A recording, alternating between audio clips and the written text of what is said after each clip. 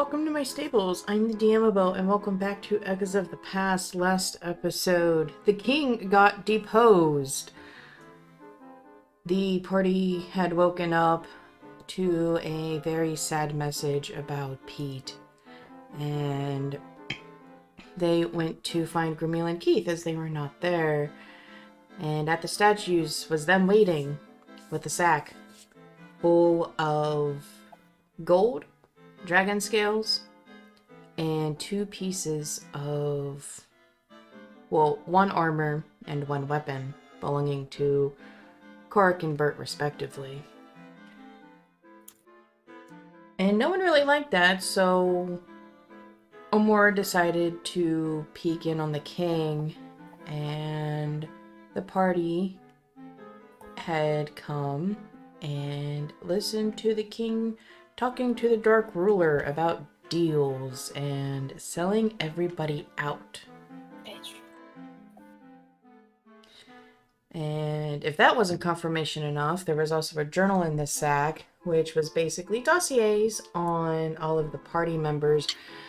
And there were some discrepancies, such as Sage's sister's Rosemary being considered alive when she was living off of the radar for so long, and Pete being deceased, even though they just found out this morning. Or, well, that morning. So, we had left off with the army closer than expected, with 2 days left. And that's without mentioning the whole thing of the basement. Yes. The immoral lizard. Let's just say skeletons are meant to be buried under the sand or under the ground. Not in people's closets, and definitely not in your basements. I mean, the basement's underground. I mean, true. But still very disturbing, as the king was trying to use dark magics to try and bring his wife back, using what little life energy Omora had left before using the phylactery. We come back to the party standing at the edge of town, Omora being a little shaken of being used or attempted to be used in that way, and also the fact that she is now being actively hunted, and the Dark Ruler could possibly know where her whereabouts are, thanks to the fallen king.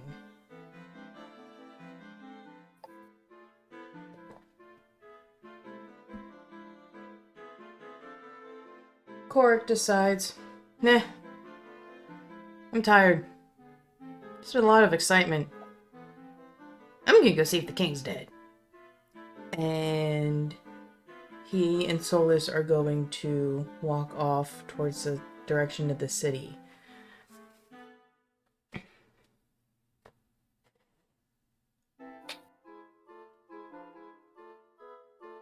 What would the party like to do at this point?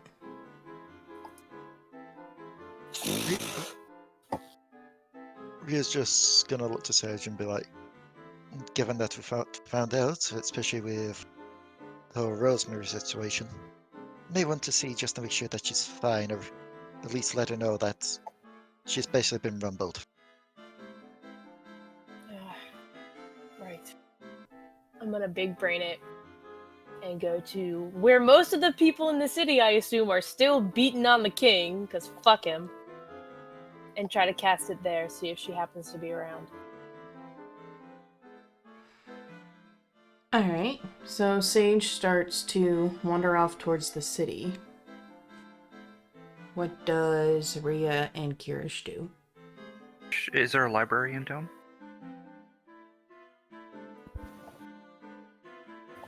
Not this one.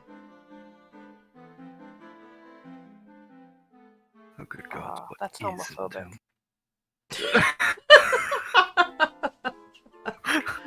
Mostly no- because I'm gay and it inconveniences me, but There is no, there is no library in town. The king wanted to keep the population dumb.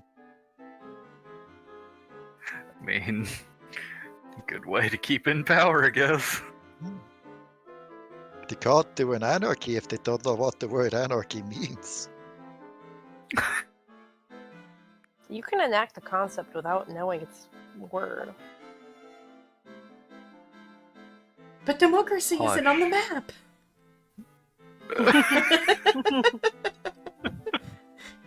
It is now. I rolled it. This is what we're calling the town now. Under new management, anarchy. Should we maybe just accompany Sage at this point, make sure that nothing's going to happen?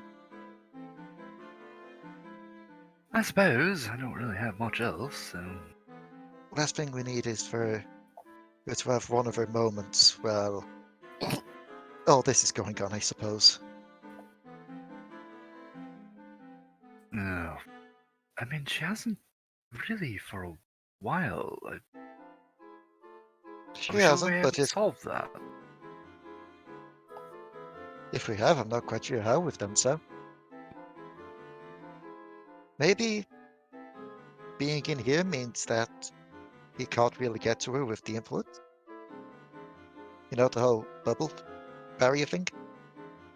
Maybe it's not just it stops evil from coming in, it stops evil's influence itself from coming in. But haven't we already solved that it's all a show? If it's all a show, then why couldn't... Well, her dragon friend couldn't get in, for one. That definitely wasn't a show. Of course it was. They needed to keep the people in fear, to believe. So you're saying the barrier was just meant to keep the dragon out? That's my hypothesis. Well, I would Okay. actually like to test that today. well, if you Little counter side remember, to... whenever the dragon touched the barrier, especially when she broke through, there was burning wherever she touched it.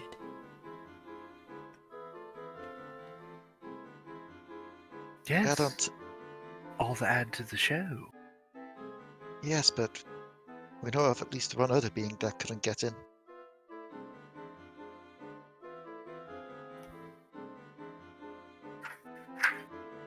Although you're probably not going to be happy when I bring this up again.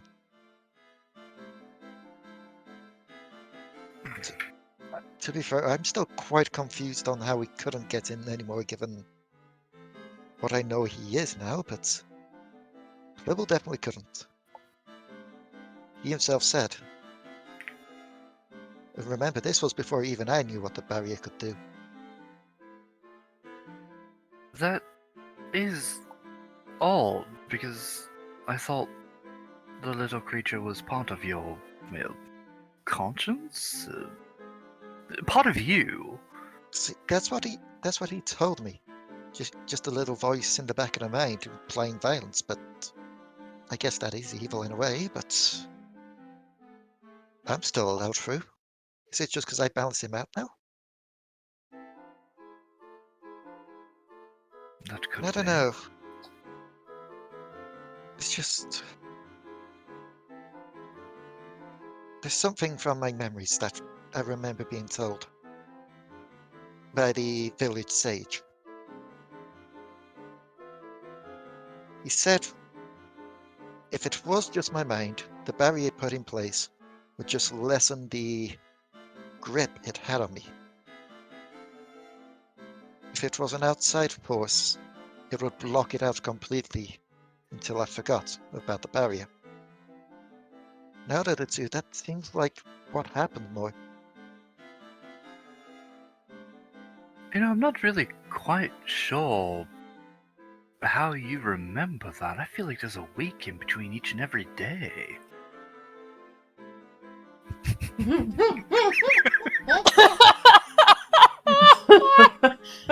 be fair, Don't run into that fourth wall. to be fair, on the night when I remembered all the stuff and wrote down what I could remember just to make sure I didn't forget. Got a big list here about everything, so hopefully I got everything and didn't forget some stuff. Now, as said, before we rest up tonight, I'll bring it up with everyone. Just make sure everyone's up to level with everything.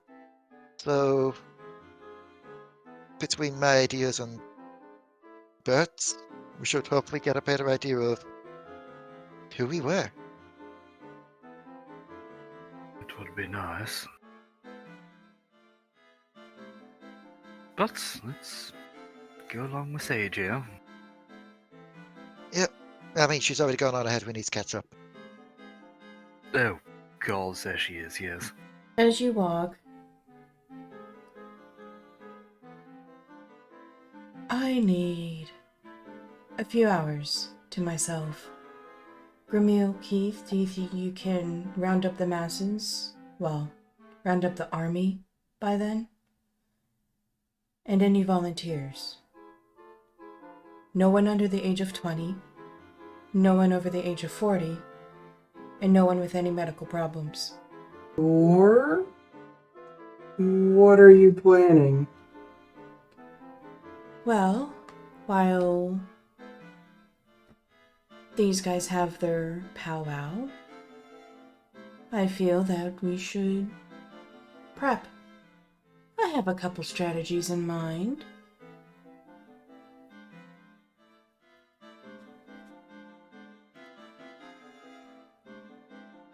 What kind of strategies? And is anyone looking at Amora? Nope. No, not really. I suppose. Ray's always Rhea looking at would- Amora. Yeah, Rhea's always looking at that ass. I suppose Rhea would cast a glance back after hearing all this, not given. I'm assuming she could pick up on the hearing a bit better given elven ears. Yeah. You take a quick glance and you get a slight shiver down your spine because the expression she's making, Rhea, it's almost the same expression you made before the darkness.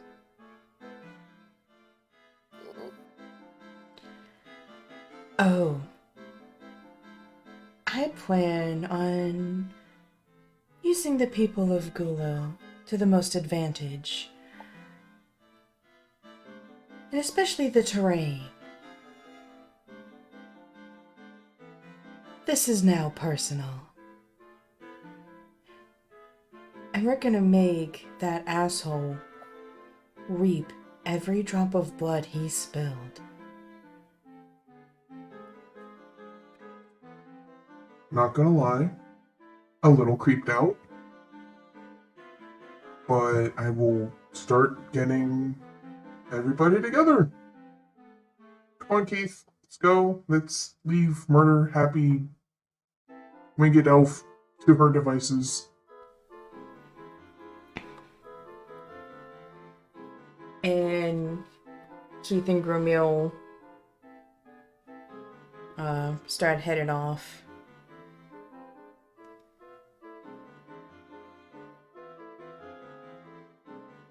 My bigger question in that I'll give it is, where was Riku among all that?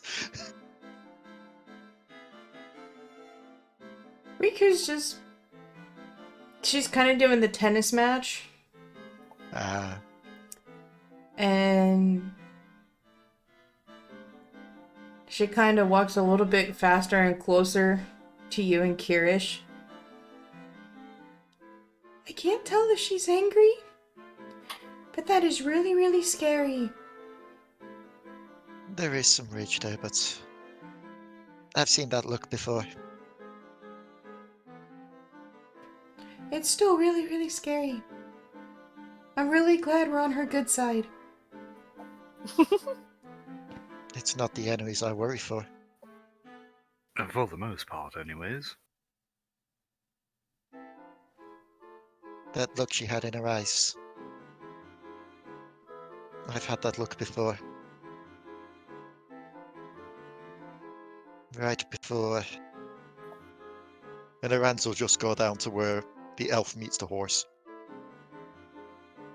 Right before that battle. That moment. It's the kind of rage where you throw everything away.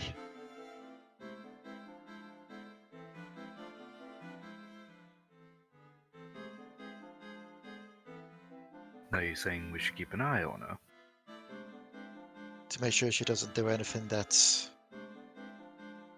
she regrets or we down the line regret.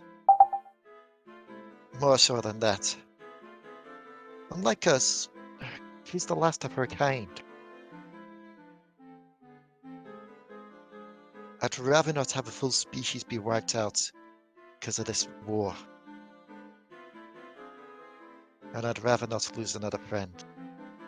I was going to say, I hope you care more for her about her individuality than an entire race.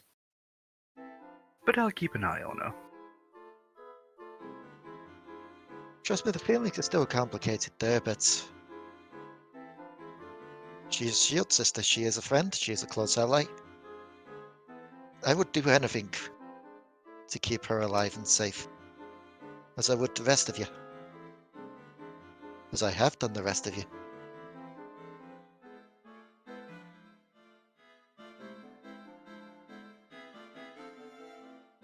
Right. So am I keeping an eye on her, or...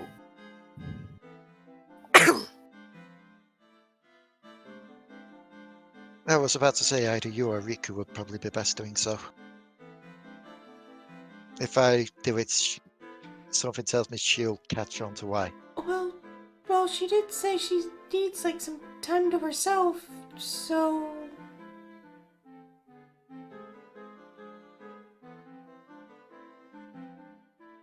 Well...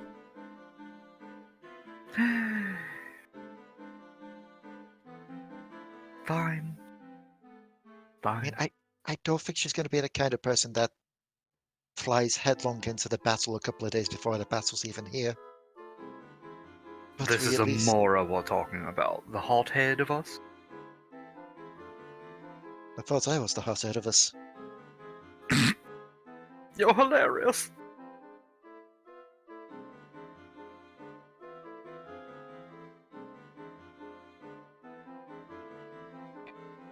At this... I mean, Oh, go I ahead. am the one that rages, that tends to come with a hot head. Either way.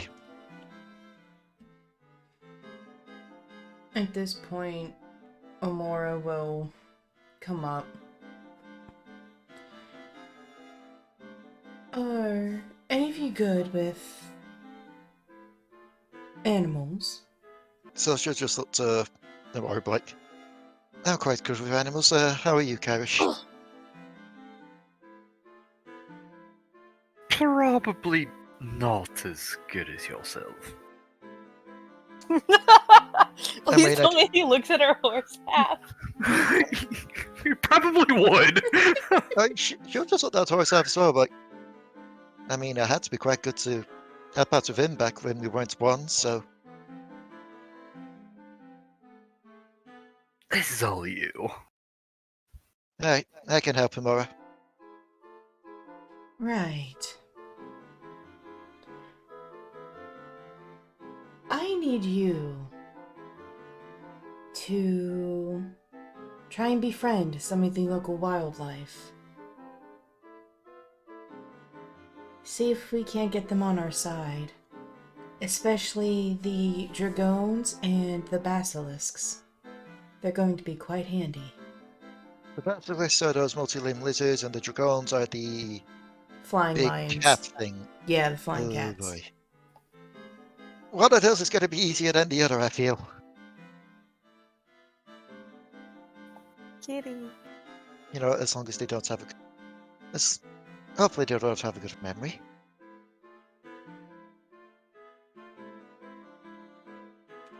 Well, like I said, do your best. And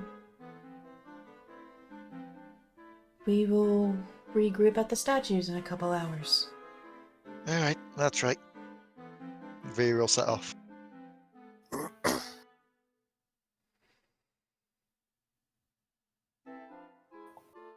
A few moments pass, and Sage, you would be the first to see this, but you enter the city and it's oddly quiet. That's not good. You walk into the center of town. The mob has dispersed, Shit. and there is just a lump surrounded by blood in the middle.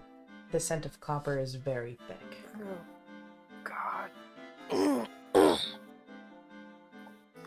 I think Sage is surprised by her own lack of reaction to just how grisly the scene is. At this point, he's probably just catching up to her. Okay.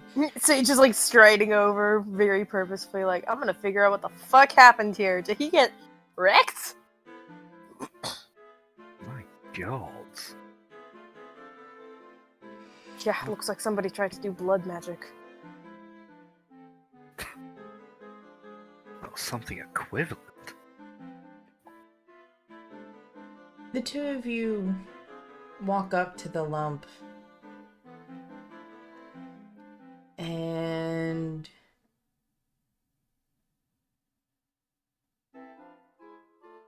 all you can really tell is just blood.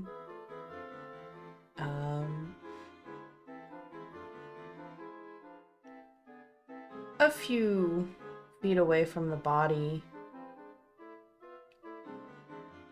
the lump has a limb outstretched, and a few inches from the fingertips is a crown. This is what remains of the fallen king. His arms and legs are twisted at angles that is not normally possible. There are a few bones having a, I don't know the technical term, but they have broken through the skin.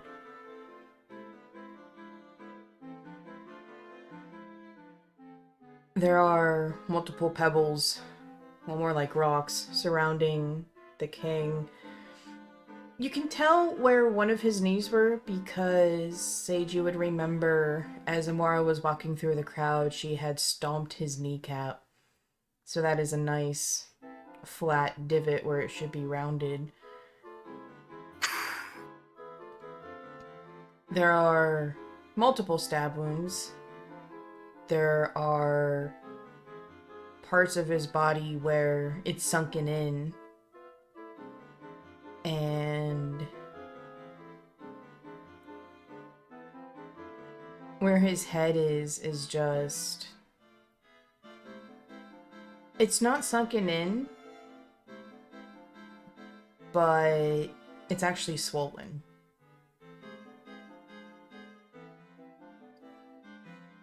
So Sage is like crouched down, poking through the body without caring that she's getting gross. Sage, can you set this thing alight?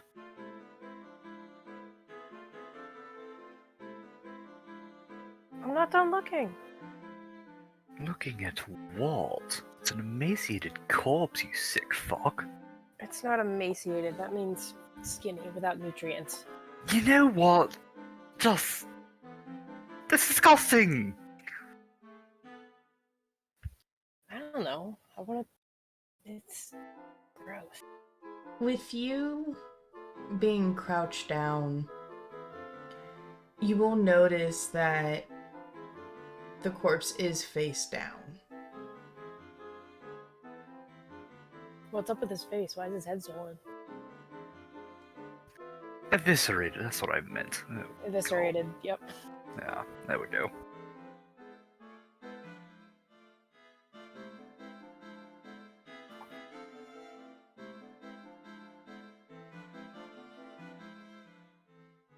Riku will look at the body.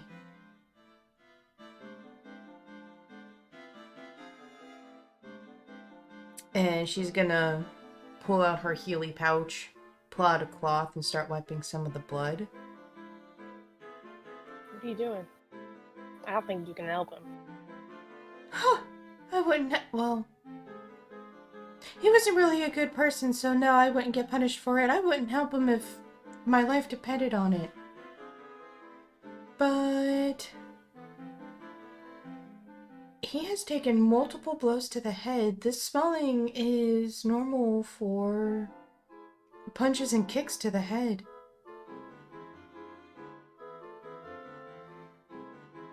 Well, okay. As long as it's not some weird magic thing. I haven't been around very long, in terms of memories. But I'm a little bit paranoid about that. Understandable, but... Well, and I'll stand up and Oh, I did not wipe the come worst of my prepared. blood off my hands.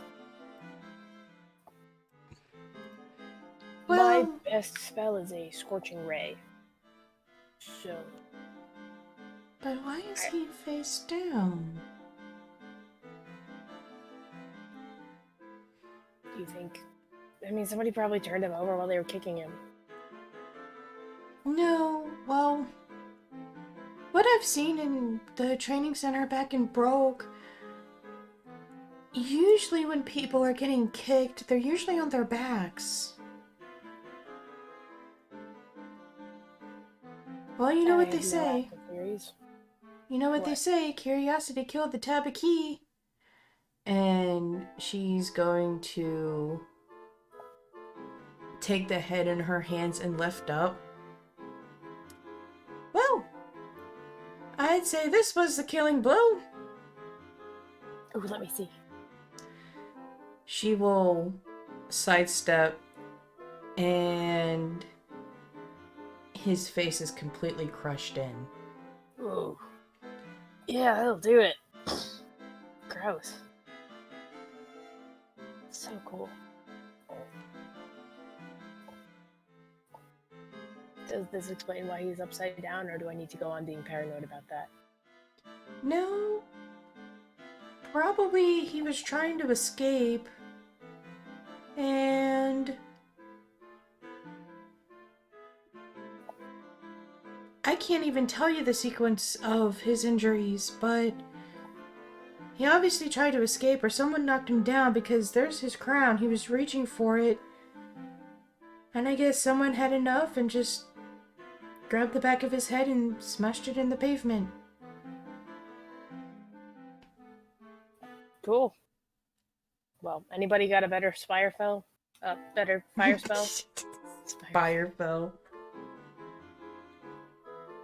Because I can definitely take care of it, but we might want to step back. Kyrish does. Riku Alright. will slowly put the head back down so blood doesn't splash everywhere, and she will back away, wipe her hands with the cloth, and throw the cloth on top.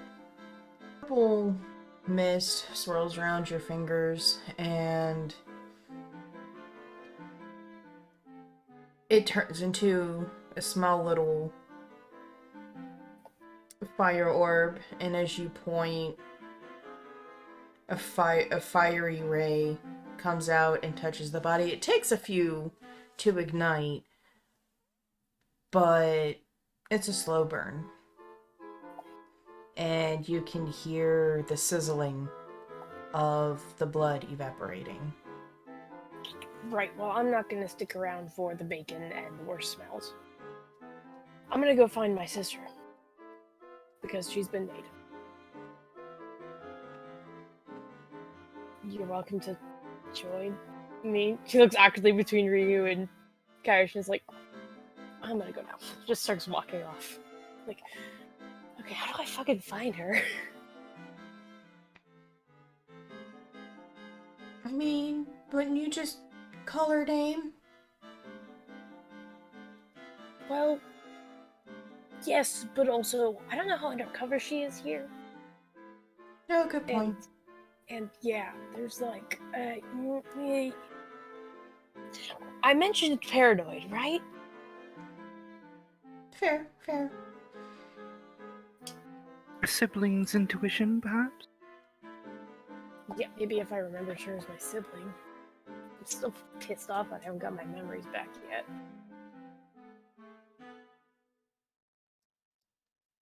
Right, because you're the only one. Yes, I'm the only one who's pissed off. Kyrish, just I'm sure you're pissed too. Fucking asshole. Oh, this brings back good memories. Sorry. I like to imagine we both look at Riku at the same time with just this sour look. Look at Riku and then, like, back to Sage, like, what? She knew us before, remember? Yeah. Hey, speaking of, actually, has Rhea mentioned anything to you about the whole memories thing? But when she got hers back, no. Great. Another topic to broach before we maybe die in a couple of days. Alright, She hasn't spoken to you either. No, we just haven't had time, I guess, or she doesn't want to talk to somebody. I don't know. I literally don't know my own past, much less hers. I'd be a little bit concerned if you did know hers.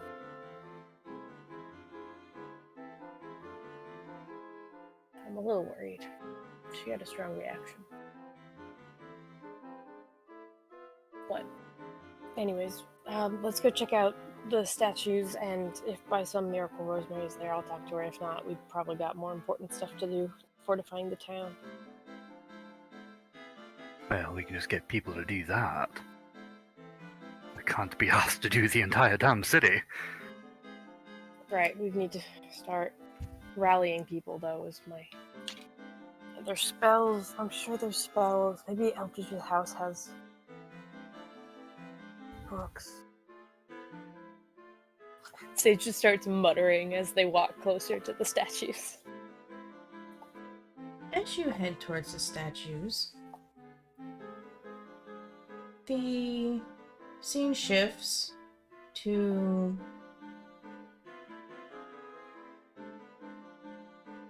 Omora leading Rhea to where you had originally fought the creatures before.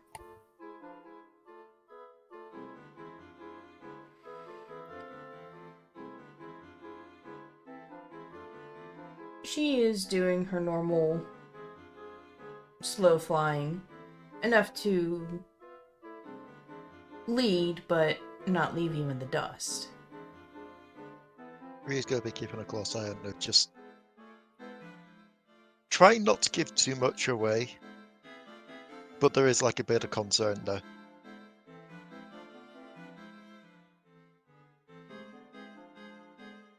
Right, well, this is where we fought those basilisks and dragoons, so... Yes, but I was sure they're going to turn up again, given the last time we were here, at least for the basilisk, they were beaten up by us, and for the dragon, a dragon appeared.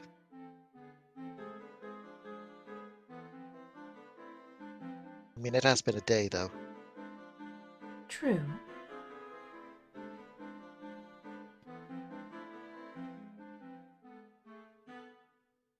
But you seem the calmest, nicest, and level-headed than the others.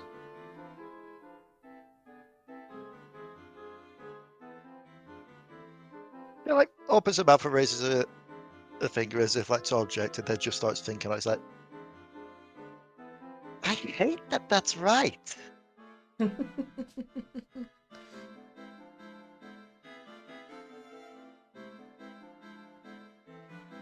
Ah, I really need to.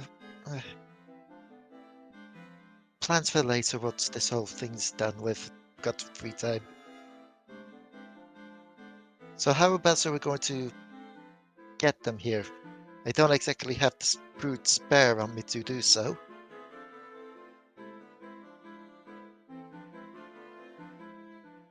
Well, most of these seem to come out when their territory is disturbed. Maybe disturb the loose ends a bit. For the dragoons, well, she reaches on her side pouch and tosses Rhea a leather-covered package tied with twine. Maybe kind of wave this a little bit about. Should draw them in. Obviously on Okay. Rabbit first.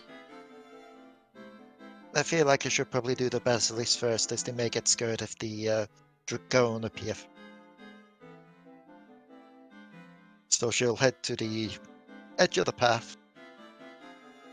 Think about it for a while of how best to disturb the sand. Given that she has seen things sink in easily to her, so it's not like she wants to just dip a hoof in. So she's going to take some time to take the sword off herself, including the hilt.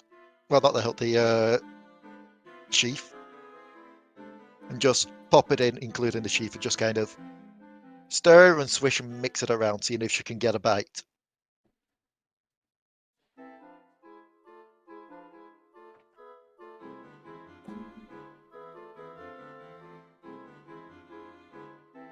There is a slight tug. Yep. But it doesn't persist. Okay. Got to wait for that right moment. Then you just slowly got to pull it up to make it get closer to the surface. I kind of remember back in earlier, me and my sister used to do something similar with a nearby stream and the fish there. Patience is key. I wasn't will- one for patience back then, but my sister helped me out with it anyway. Can't believe she's marching in on us.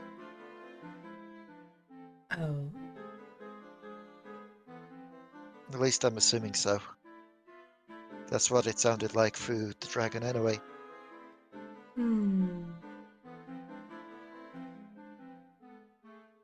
Interesting.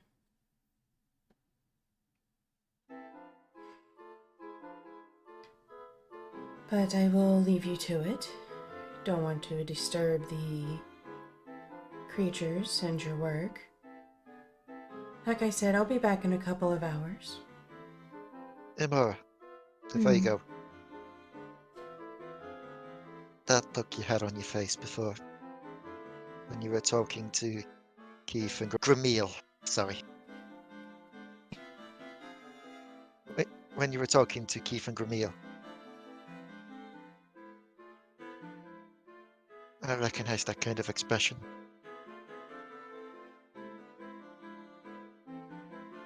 Promise me you're not going to do something reckless. No, I'm not. She's just going to turn around and look to Imara. I had that expression on before I laid my life down for the others. We've already been through enough heartache. We don't want to mourn another friend. I don't want to mourn a shield sister.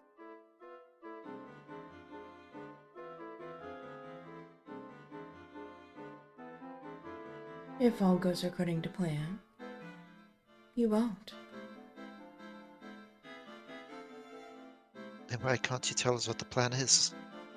All I will say is I am somewhat giving the enemy what they want.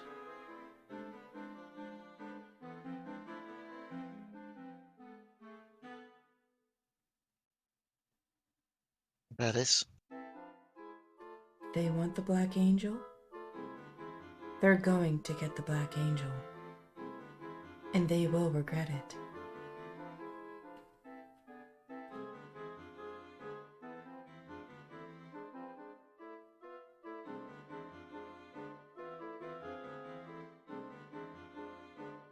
She'll just let out a sigh.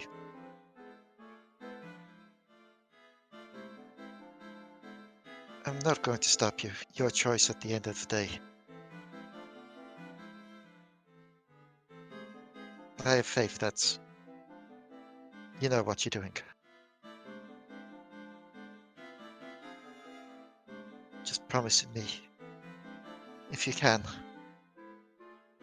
you'll make it back to us in one piece, alive and well.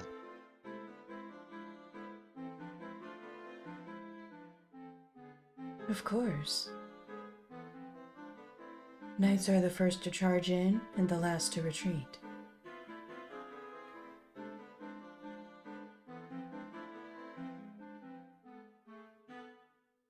Don't worry.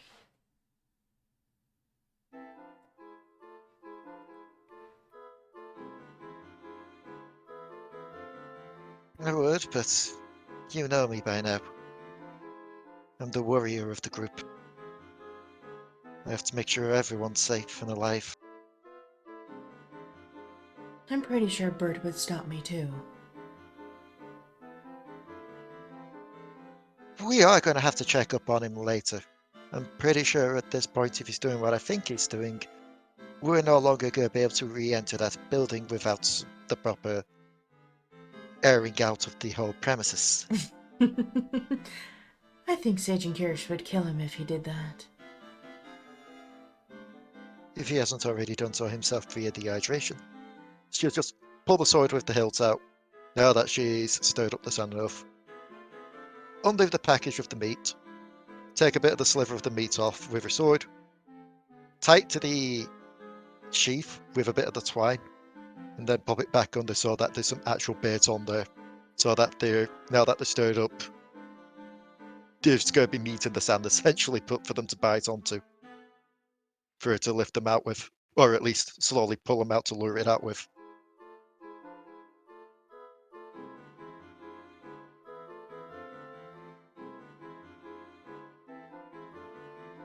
Good luck. You'll do fine. It gives me time to think by myself, I guess, at least. Good luck to you too. Thank you. And she'll bow, and with a large thrust of her wings, she will soar in the sky. And you know that you're in the northern part of the city. She's heading west, the opposite direction of the army.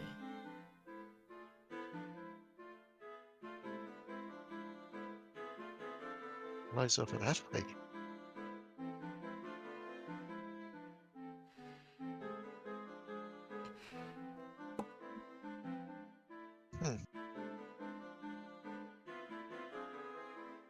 She'll just ponder it for a while before just trying to feel if there's any activity in the sand.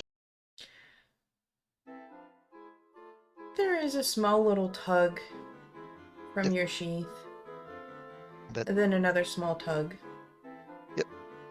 and then between the tugs, it just slowly start to raise it up and out of the sand as she backs up. So that, and she's also pulling the meat along with her as well, so that they're not going to instantly bum rush the giant meat for the dragons. And just see if she can lure them onto the land. As you pull the meat away, the tugs are harder. Yep, come on. Really is like the fishing. Especially when you get a small fish and then the catfish gets on it. You manage to pull your sword and sheath out of the sand. There's a little bit of meat on the end of it. And up on coming out of the sand is the basilisk head. You'll undo the meats from the sheath. Just toss it onto the path in front, like halfway between where she is and the edge of the sand, to see if she can lure it onto land. And she will put the sword to one side to ensure that it knows she's not going to be a threat.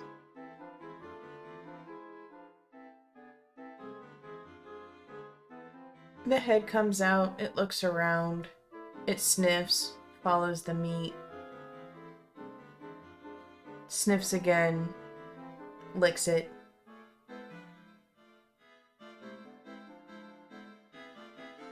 That's fine, it's yours. Consider it a small taster of what's in store if you lend us your aid.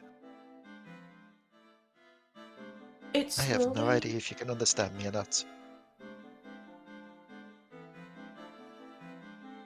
It takes its tongue, wraps it around the meat, and puts it back, chewing on it. It sniffs again. She'll just slice off another bit from the large hunk of meat and toss to it.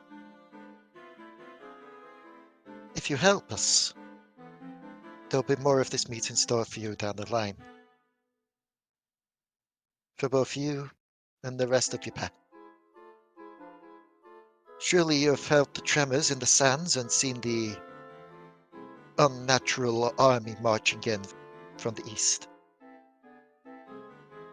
Desecrating your habitat and preparing to tear down this city. Needless to say, if they manage to do so, these sands will be swamped and corrupted. You will have no home left and no food.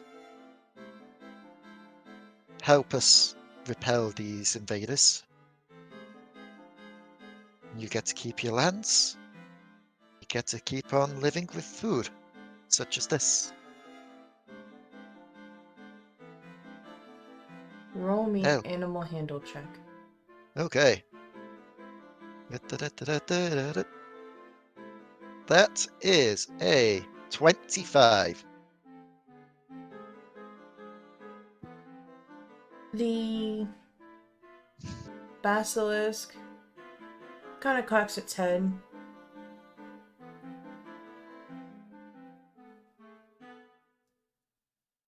Kind of cocks it to the other side. Sniffs again.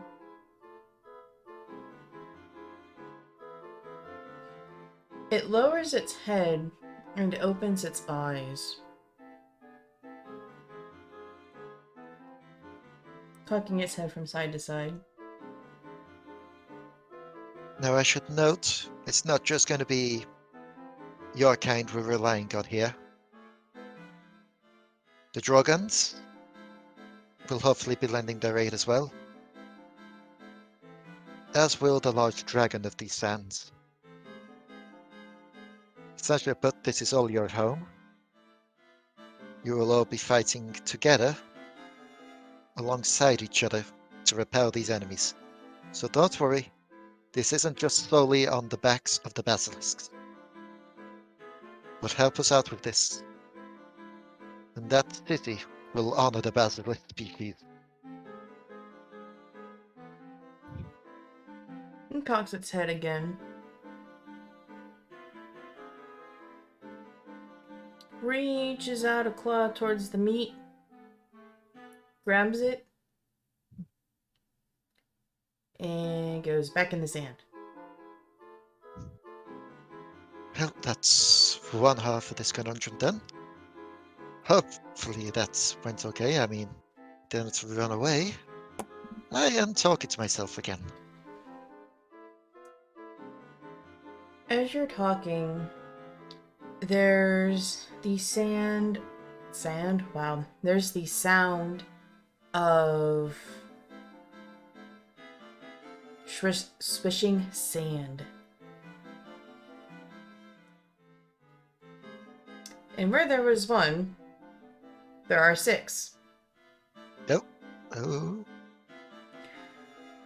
One of them Well, you would recognize as the one getting Ray of Frosted by Kyrish, as there is a scar on the one side. Oh. Amongst the 6, there is one that is very large.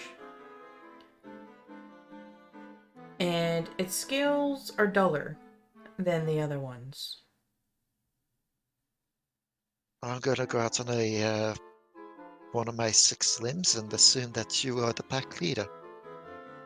She's just like shaving off bits of meat from the George trunk, just to hand out to the 6. And then she hands it out to the East Guard one. I apologize for my friend's ray of frost.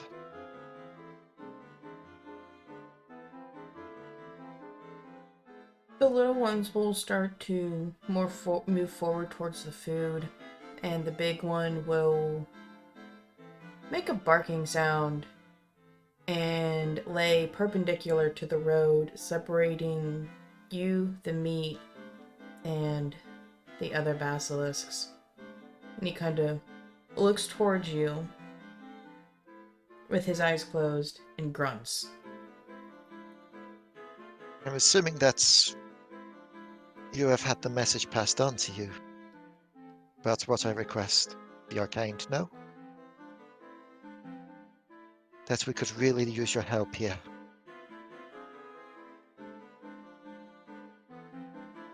Not just everyone in that city, but the dragon, the dragons,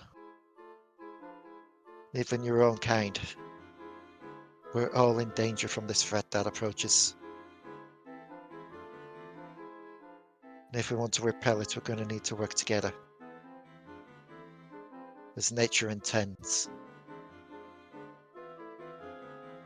Handle animal check. Let's see if I can get better than the last roll. I would definitely say that's better than the last roll of 29. The big one tilts its head to the side and opens its eye.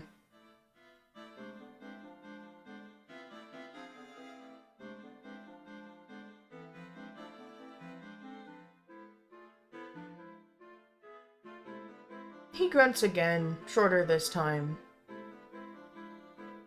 And he backs up to where half of his body is in the sand and half is on the road. And there's a small little hiss from him as the 5 little ones move forward and take the hunks of meat. And there's almost a happy sound as they eat. I thank you for considering this. She'll shave off one last hunk for them to share around each other and leave it on the road. Now leave this as a parting gift from me to you until when we need you. She's going to take the larger hunk of meat and head further up the road so they eat. They're not going to be too disturbed while they eat by the dragons.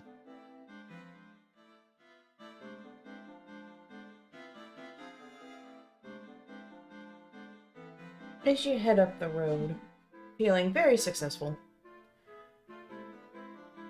we swap again. And Sage and Kyrish are at the city center. There's a few people walking around. Many people are surrounding one statue in particular. And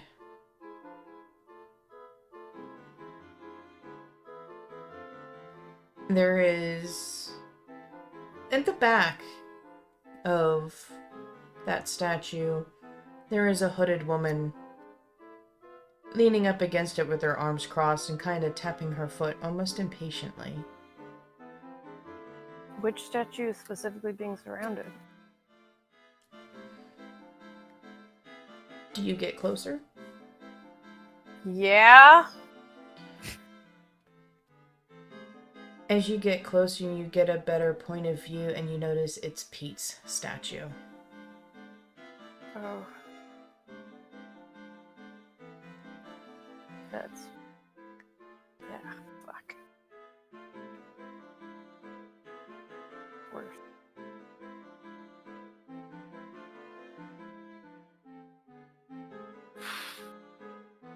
Hey, Kyrish. Yes. Do you think if we go up there, they're gonna, like, expect us to say something or something? Well, not really a whole lot to say about that, other than you don't know what's going to happen. You don't know that about anything in life, yes? I just don't want to be cornered by a bunch of people looking for comfort. That's not really my strong suit. And you shan't. He just holds out his hand and it starts glowing. Can I recognize the spell? Probably because it's been used quite a lot. Summon monster. He's just readying it. What are... Oh, okay. Okay, there's a difference between, like, me asking politely to not be cornered and you summoning a literal demon or whatever. Calm down. I mean, who knows? It could just be a narwhal. I prefer the Porpoise, that's what it porpoise. was. What, you got something about against narwhals? Porpoises? That's racist, dude. And what's your purpose for doing this? Oh, God. Fuck off. Okay. The aforementioned hooded woman. Do I get sibling vibes from that? Yes, it is the same hooded Alright. woman that you saw kneeling at your statue when you first arrived. Excellent. Then I am going to cast that message spell. I just very covertly covering my face with my hands. Hey, Rosemary. Meet me by my statue. Discreetly. You've been made. The hooded woman's head will snap up, and the hood falling down, her eyes darting everywhere, her head almost like a... What fucking animal does that? Meerkat? Yeah, like a meerkat just shifting all over, like... Or more like a cat on catnip. Just... I said discreet! She Oh, yeah, will... like a cat on catnip. Cat! She They've been puts... quiet. She puts the hood up, and she will walk over towards Sage's statue. Which I will also sidle up behind. Kind of pull her so the statue's blocking us from maybe a ton of people. Hey. So, like, what the fuck? That was discreet. I said be discreet and you start looking around like a meerkat on steroids. I mean, like, I just hear your voice out of fucking nowhere, and I know you weren't at the statue, so, like, what I'm else a was... wizard. I'm a wizard, Rosemary. I can do that. Well, that's, like, really fucking cool, but also kind of creepy, but I'm more kind of, like, freaked out that, like, people know that I exist in this city. Like, you better tell me what the fuck is going on, because that's not cool. Yeah. Right. Let me just translate all that to normal person speak. Okay. So when we raided the king's shit, that fucking asshole, he had a report on all of us, and among the information was the fact that Pete is dead, which we had found out hours ago, if that, and that you're alive. I don't know how he got that information. I'm a little bit worried Yeah, because, about who like... he got it from. Like, no one here knows my real name, so... And I know you wouldn't sell me out, because if you did, Not on that's kind of purpose. douchey. Thank you, Rose. So, Not on purpose. What I'm saying is I don't know how deep possession goes. I don't think it's me, but I'm not discounting the possibility, so it's time to switch disguises, if not move on. man, this fucking sucks. I actually enjoyed it here. Like, perfect temperature. Yes, plants, temperature.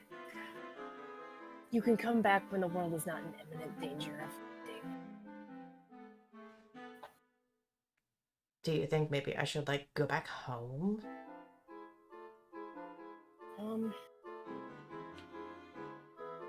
There are pros and cons to that. Pro, you could check up on the others. Con, there may or may not be an army marching that way. And I don't know if that army depends on whether or not this army gets destroyed.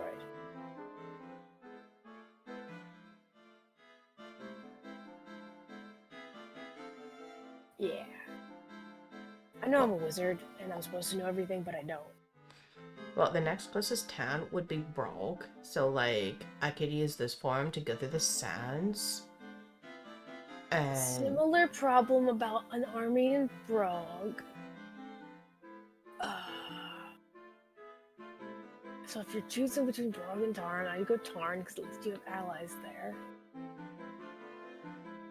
I don't know, I'm not the one who's been off the grid for years. Well, maybe I have, but I don't remember it. I mean, like, I could basically disguise myself however I want, so... Then pick a new one and go somewhere, and don't tell me where, on the off chance that I am the information leak.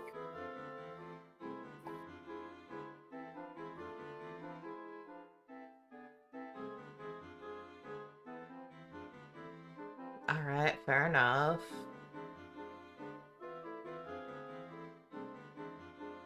Don't look at me like that. I do care. That's why I'm telling you to leave. That sounds paradoxical. God. It's okay, Sage. You're allowed to, like, express your feelings. It's okay. It'll be fine. I'm a big girl. I can handle myself. I know you're gonna worry anyway, but, like... God, you are such an asshole. I mean, it takes one to know one. And Sage will just not hug, but like do that lean into another person. Don't die, asshole. She will pat your hair. I won't. Trust me. It's you I'm more concerned about. So if you die, we're gonna have major fucking problems. So don't you do that either. I'll meet you back in Tarn when this is all over. Alright, so when I find a safe place, I'll just say I'm safe and go from there. Good. And maybe by the time I see you again, I'll actually remember. But something tells me maybe I don't want to. I bet you were really fucking annoying when we were growing up. I mean, we were the youngest two sisters, and just... Oh my god, you were so annoying at first, and then you started growing up, and you were, like, actually kind of cool for a little bit. I was annoying. Yeah, you were always taking my shit, and taking my bunk, and wearing my clothes. Like, nah, girl, those are my clothes. And then you would take my fucking mine desserts. eventually. Took Well, my... you should guard them better. Well, maybe, you know, if I never had to always have my eyes on my food, I wouldn't have to fucking worry about it, but nah. She looks to Kyrish. You better make sure she stays away from cookies, because she is a cookie fiend. She will murder for cookies, okay? Especially I don't chocolate. think I've had a single cookie since I woke up in this crazy shit. Somehow I believe that. Don't you get on her side? Look, I've been around you long enough now to know that. We haven't even... I'm leaving before you guys gang up on me. Look at Rosemary, Bit late point a for finger. that. Don't die. But be expedient about hiding, okay? If it's one thing, I'm good. Well, I can't even say that anymore because apparently someone knows I'm alive. Well, it's good that... Well, it's bad that they know I'm alive, so, like, don't worry, I'll be fine. I know some good hiding places. Okay. I will see you again. You fucking better. And We'll Sage take will good bite care back of a her. smile. Turn around, give Kyrish a glare that is somewhere between aggressive and sisterly, and walk away. As she walks past him, he's just gonna smirk at her, and then his eyes are going to shift to her sister. He's going to bow his head slightly, and then turn to follow Sage. Kyrish and Sage. Roll me some listen checks. Ooh, don't mind if I do. Ooh, I'm gonna use my bloody dice. 17. That is a 9. Sage, you're too far away and too close to the mutterings of the mob around Pete's statue. Kyrish, with your delay, as you turn around, you hear Rosemary say, I already lost you once. I don't want to lose you again. Oh. He doesn't quite break his stride, but his head cocks back to hear that. And he just keeps going. Ah! That's all. Fuck. The sage. Oh my god, the scene The pans sage out. changes. God. Fuck! Put her back in the ground. Shameful. The scene changes from the statues back into the desert. As it's panning over, in a small area off of the city, there is another mob, but more orderly, more organized. In front of this mob is Keith and Gramil, and they are speaking in their native language. And as they are speaking, someone points a finger out to the desert, and they turn around and they see the sand moving. People are getting into defensive positions until some basilisks come up and they just sit there. Keith and Gramil look at each other like, what the fuck? Until a very large basilisk pokes his head up and with one of its legs drops a piece of meat and grunts. Keith and Gramil look at each other, kind of look at the basilisk. The basilisk nudges the piece of meat closer to him and grunts again. Gramil, out of curiosity, picks it up. The basilisk, sniffing,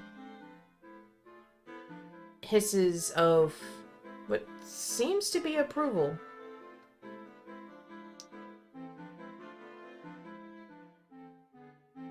People of this army kind of shift uneasily as the basilisks come up onto the road and settle beside the people.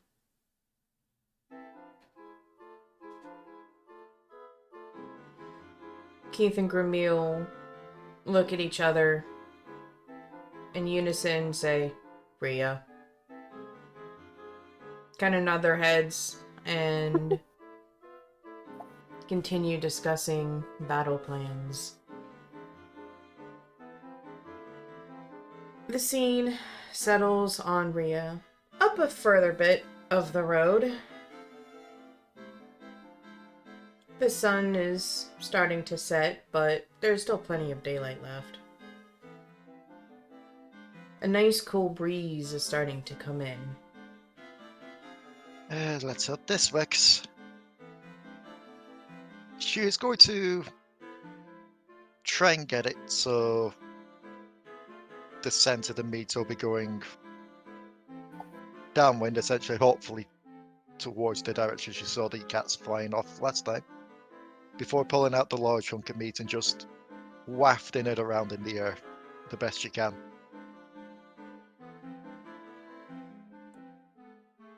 Well, I went sand fishing, now I guess I'm going sky fishing. I don't like the idea of being the rod, though.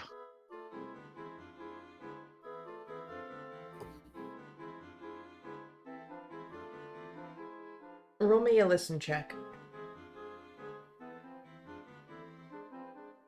That is a...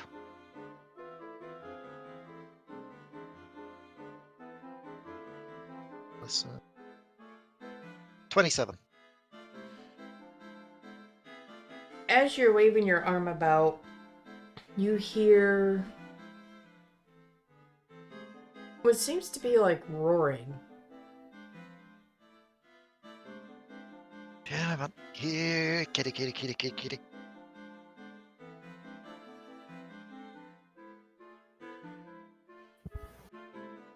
And the roaring gets louder.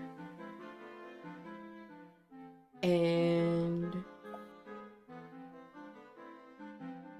there is a squad of 4 dragoons that at first fly past you, but they are making a slow U-turn. That they don't hope horses on the menu tonight.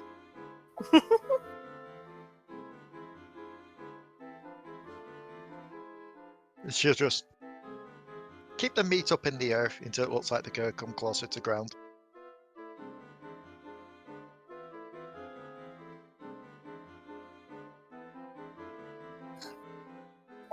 You notice that 2 of them are very familiar. Ah, shit. One of them has a scar on the side of its body.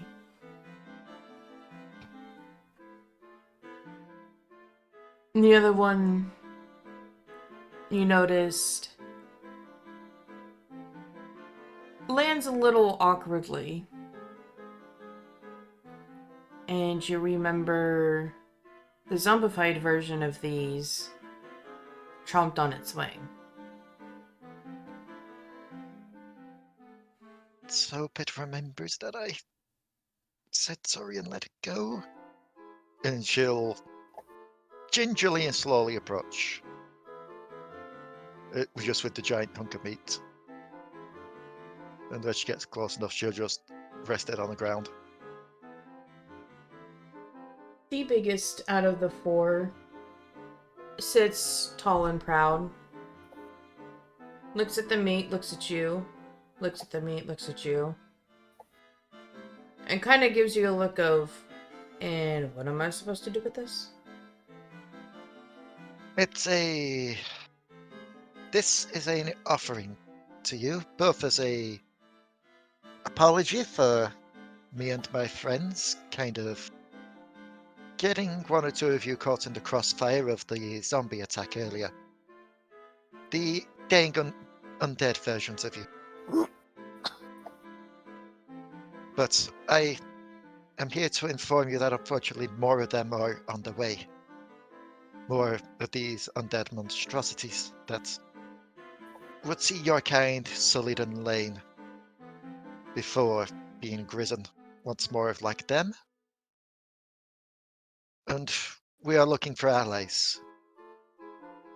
We want the desert to fight back. Not just those that live in the village, but those that would call this desert home, including above and below the sands. I am asking for your help in fighting back these invaders of your home. And in return,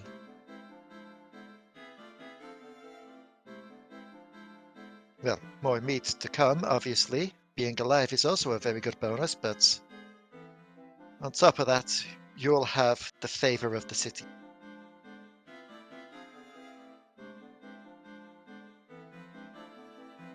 Handle animal check. But here I go again. This is why I'm very thankful that quite literally almost any stat I feel like I'm going to end up using, I just start leveling up in ranks until it hits like 10. So that'd be a 25. Good God. As you're giving your speech, the bigger of the flying cats kind of has this I could really care less look on its face. But the one that got its wing chomped on, it kind of pushes the one in front of it aside and kind of makes chittery noises and meows a little bit. The big one looks at it, looks to Rhea, looks at it again. A deeper chitter emanates from its mouth. And the wounded one will nod its head.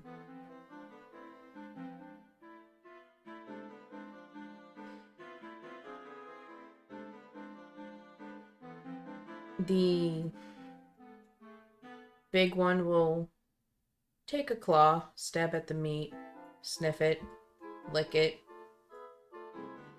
again. Licks a third time. As you can tell, the meat is top quality, and on top of that, not drugged anyway at all. Just pure 100% meat. Only the best for a blossoming alliance, hopefully.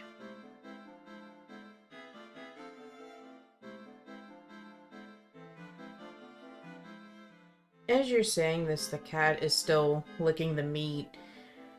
It's trying not to make eye contact, but you've been around Solus enough, you can tell when he has the happy dog grin. This mighty flying cat has the kitty grin while licking this. He stops and kind of rips chunks off of it and kind of pleh on the ground. And he lets the wounded eat first, and then the non-wounded, and then he takes what's left, which is a small piece. The cat will stand, stretch its wings, and it will bow its head.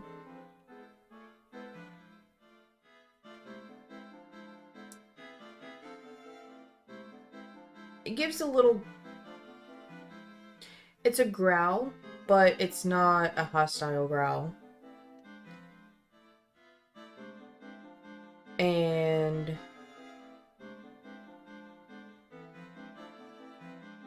they take off in the air. And they spread out and they start roaring again. It's Hopefully that's quiet. fine, right? It's Sorry. it's quiet enough to or a pin can drop. But you know from before that the desert doesn't echo. There are far more distant roaring. And they're getting further and further away from you. But not from where you were not from where the direction you were walking to, but closer to the city. Oh, they're actually heading. I really hope Mora kind of got the word. Oh, no way, Mora went. Yeah, I should probably head back and warn the city. Well, not warn the city, that would imply an attack. Let the city know of their arrival in advance? As you head off back towards the city, the scene. God. The scene switches again back to Kyrish and Sage. After speaking with your sister, where would you have headed off to? Oh god, probably to find somewhere where people are gathering. Maybe in defense of the city, maybe just to gather. I don't know, Sage starts walking and about a block later realizes she doesn't know where she's going, but is too proud to stop. Sage, Mm. do you even remotely know where you're heading to? Why would I walk somewhere without knowing where I'm going? Because you're you. You have no authority to treat me like this. You do not have your memories back. You have no way. God fuck it. No, I don't know where I'm going. Right, well, in that case, why don't we actually start planning out defenses? Yes? That was my general idea. Good. Well, I say we make our most fortified position at the very center. It'll be a lot easier to defend. I don't want people getting all the way into the center of the city. I'd rather set up a strong force at the east gate, a middle force at the north, and back up in the west. And if they break through, they'll be able to flood and, well, it'll be over with. So we fortify the eastern road. The other I'm two not can fall back saying and we forth don't west. fortify it at all. What I'm saying is, we fortify the very center. And barricade certain roads to make them take longer to get to us. We'll post archers up on top of the buildings.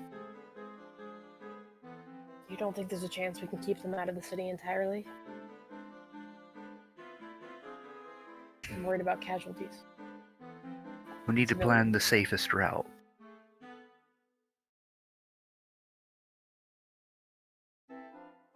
Yeah. I see what you're saying.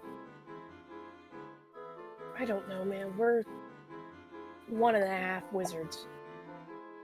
I'm I not really saying feel I should know. Like, if I knew about city defending tactics, I don't remember. we let them through the gates unhindered. I'm saying we need to spread out our defenses throughout this entire city. I'm trying to just mitigate how spread out those defenses are going to be. Oh, okay. I'm with you then. Yeah. Good plan. I'm kind of pissed that we had to kill the king. He would have made a great guy to helm all of this. Maybe Bert or Rhea No, he remember wouldn't something have. about city defense. Well, if he was a good goddamn king, he would have. Precisely.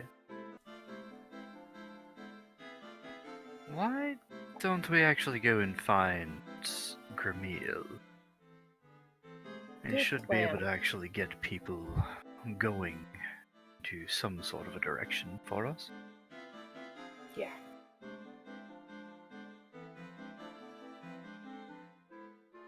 Yeah, I like that. Very good then. We do that. Where the hell are they? As you ask this,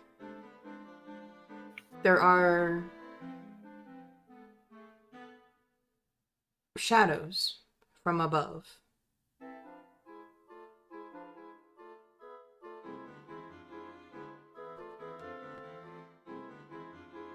I look up.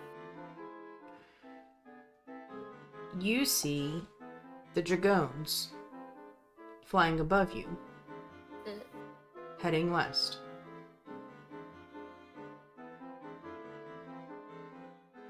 That's odd. There's rather a lot. Oh, Those are not birds. Do we need to be worried about that?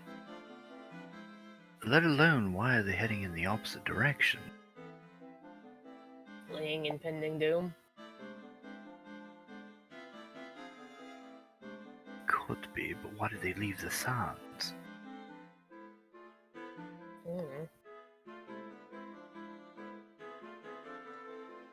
Let's not worry about it for now.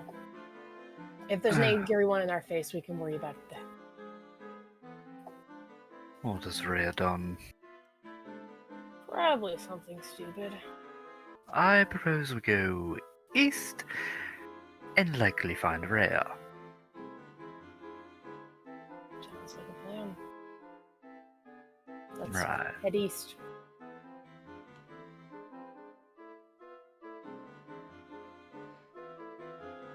No reaction to that joke. I thought it was really good. Oh my god, that's fucking Bert's actual name. Jesus. God damn it. I'm creative. Oh my and I feel god. bad. I'm so Hey, used if to it- seeing red yeast, so I'm like, what the fuck? What? If he can't be here for today's game, we're going to go to him for the game. Oh my god. So you head towards the east gate. The gate is closed, but upon seeing you two get close, it opens just enough for you to get through. There's no sign of Rhea, but that black spot on the horizon is much bigger. It actually looks like it's moving now, almost like a ripple of water. Okay.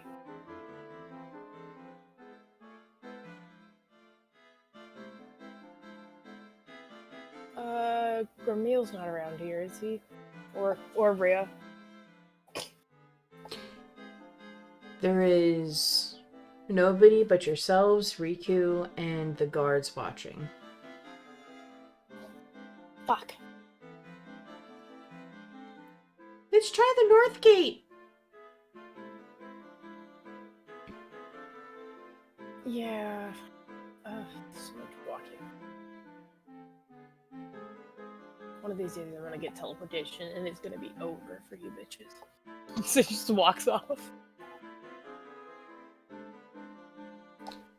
Riku will whisper to Kyrish. Should I offer to, summon a mount? Or should we just let her walk it off? Summon a mount. Otherwise she's just going to get more and more pissy. Don't you fucking dare! You can't hear a whisper! Riku will kinda start moving her hand in a circular pattern, and a lavender oval starts to appear. And out comes a hippogriff.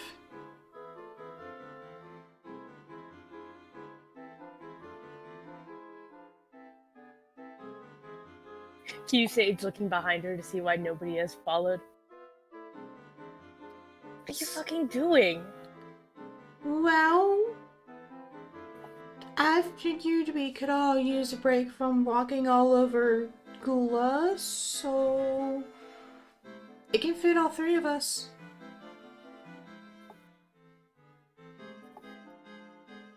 Damn, we really fucking underestimate you, don't we? Hell yeah. Get it. Damn. Adept at surgery, adept at magic. What aren't you adept at? She kind of just, like, darts her eyes around. Finishes the thought. Smiles deviously. Stops herself from saying it. Let's get on the, Oh, this horse is a... bird thing. This is a hippogriff. Cool. Hippogriff. Hippo. Horse. Griff. Yeah, that makes sense. Anyways, His name's Bucky. who wants to fly it? I probably should. That is a great idea. And I like Bucky will Bucky! kind of bow, but lower its front half so Riku can get on. And then it'll lay down, almost like a cat, so Kyrish and Sage are able to get on.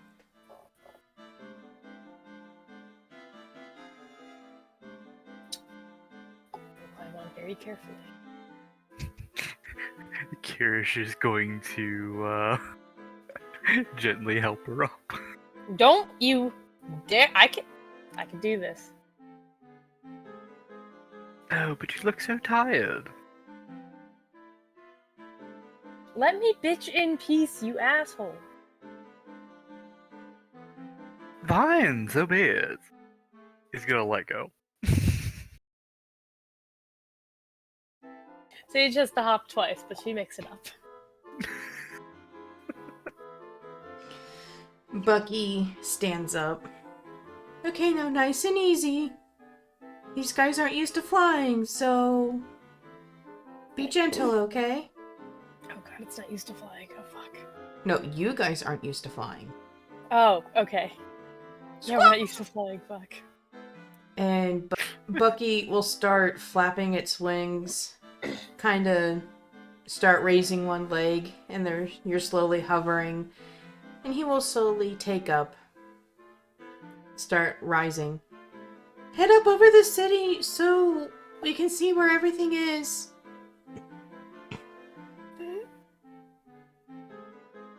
As you do. Oh god. That's bad. That's really bad. That's a lot. I'm not looking down. Just describe it. You see a little anthill? And you kind of disturb it and a whole bunch of ants come out and it looks like the ground's moving? Mm-hmm. Yeah, that's kind of what it looks like.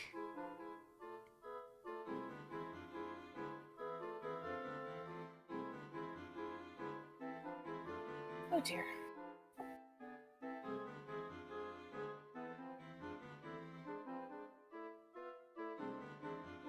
But I believe in you guys. God damn.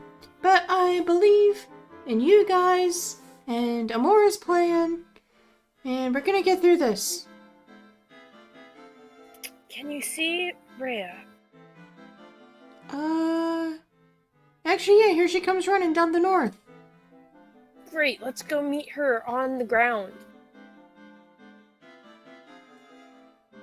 Riku will click twice, and Bucky doesn't take off, but it is a lot faster than walking.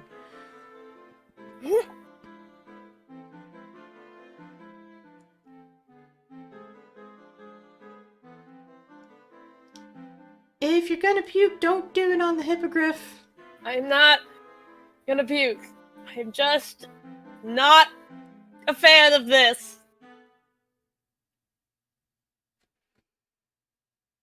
Nice and easy now, and you slowly start to descend.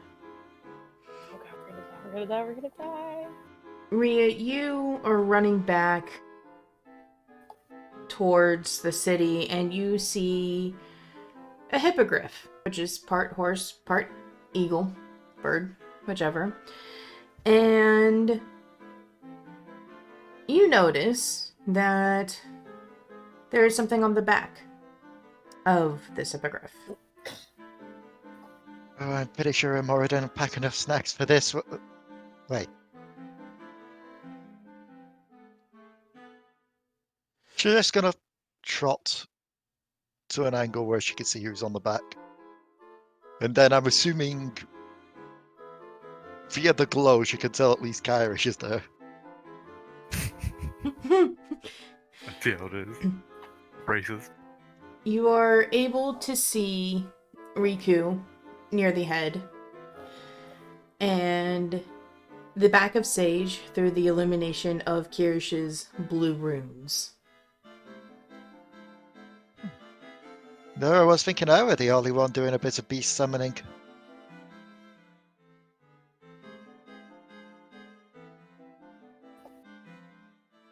It wasn't me.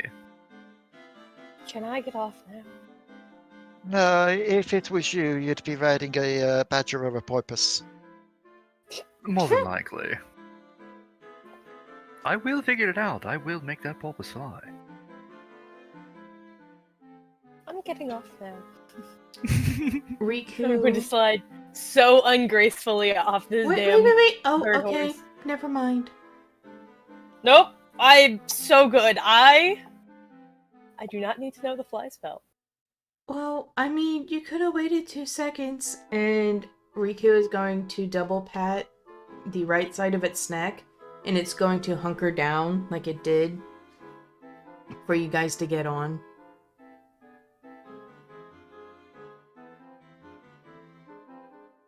I don't think I was really good with animals in my former life. Must have been somewhat good. I mean, you've got a raven. I was gonna say, you have Darling. Darling is a magical manifestation. He's Of an animal. not real. Well, you are real, buddy. Darling pokes his head out of the scarf. Caw! Don't look at me like that. You're a magic bird. You're way less annoying than a real bird. I thought we were all supposed to be meeting back at the statues. What are you all doing out here? Oh, did he already make it back to the city? What? The basilisks and the dragons. Oh, so you are responsible for those flying over the city. Yeah, Amora had me try and get an alliance with them. See if they'd be able to help out in the war. I think it went kind of well. I mean, not hearing any screams. They flew past the city. I think they were going to get the rest of the numbers. I heard the roars echoing all over. That's optimistic, but okay. They had a big piece of meat. I'm quite confident. Man, loyalty's cheap nowadays. We came looking for you so that we could go looking for Griel and maybe see about city defenses. I mean, it is getting kind of late, but I suppose we've got enough time in the day for that. Right. All right. We've got to walk back to the city now. I mean, you could always fly. Walking it is! I have discovered a method of travel that is worse than walking. Thank you, Bucky Riku. looks at you very offended. Wait until you have to swim. Listen, it's the fact that I'm hurtling through the air, not under control of my own body, that is absolutely... No, thank you. I'm okay. So what you're saying is if you had wings like Amora and you had control, you'd be fine. I don't know. I've never tried it. I Well, think wait I'll to just find live out. one longer. Nope. You don't have magic. Why am I scared? Because I can throw you, and that's kind of similar. I swear, if you even think about it, Bird I looks will pretty. probably- I will scorching ray your ass. I will do it. I'm thinking about it. Carrie? Come on, Kyrish seemed to have... not Kyrish, Korik seemed to have fun when I did it.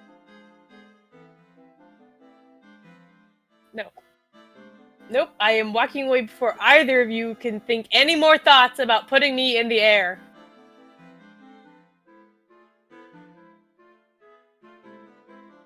Instead, she starts walking away. Nope. Methinks the lady doth protest too much. Agreed.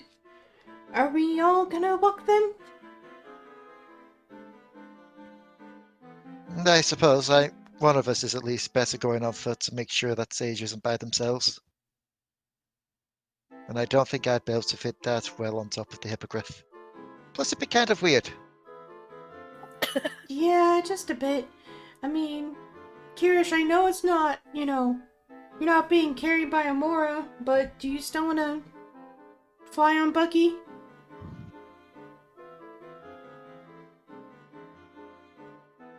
I suppose?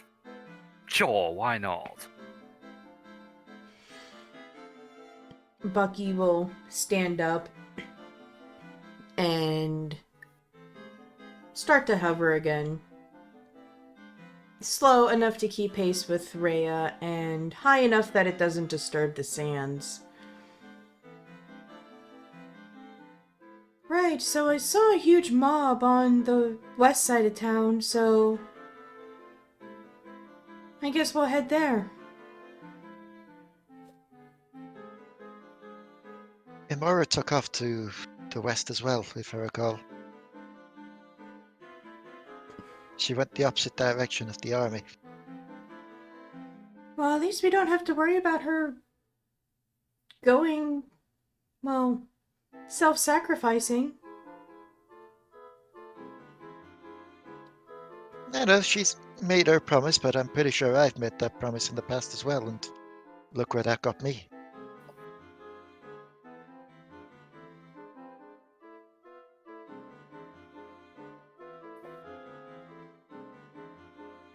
West.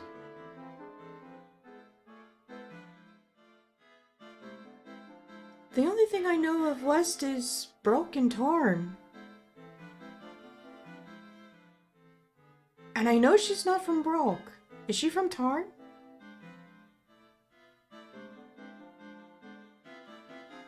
She's originally not from either of those, but we did meet her. No, she's from Mir. At least that's where we saw her. Mhm. But it could be an idea that she may be going to get some allies or try and settle some alliances. That's odd. I haven't really heard of Mir. It's on the west coast. Quite a smallish village compared to some of the other places we've been recently. Definitely a lot smaller than here. Well, And a lot smaller than Brock.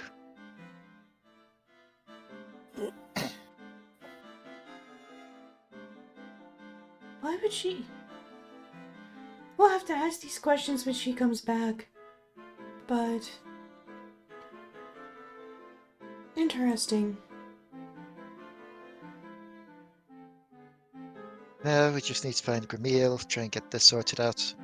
Yeah, let's go. Get some rest. Then we've got a day left.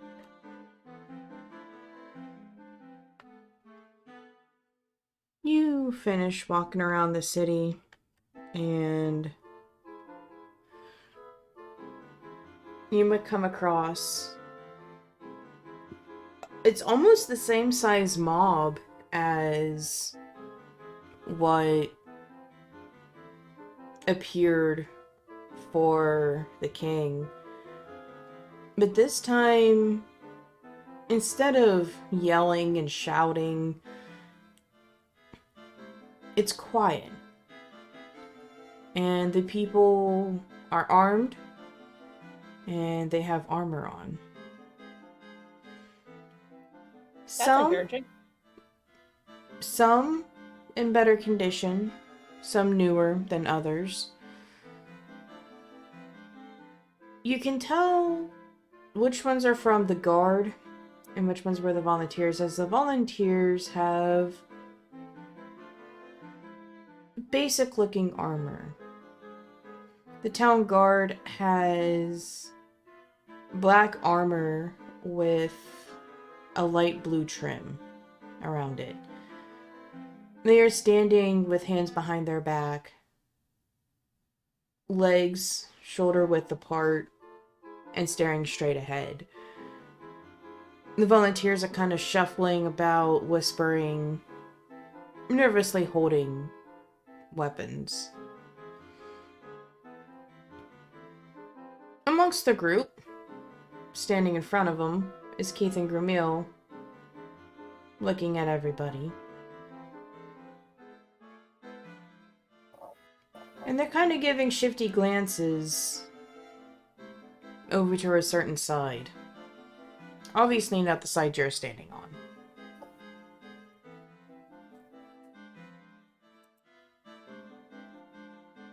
Can we get close enough to talk to them? Yeah. Then I will do so.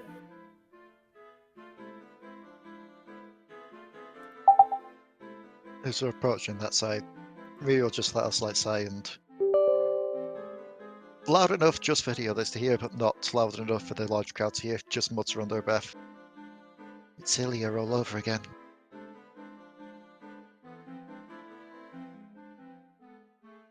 I look at Rhea. Maybe not as unafraid as I would like to look. Sorry?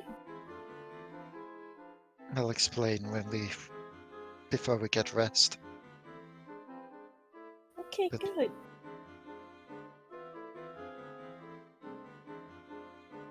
Oof.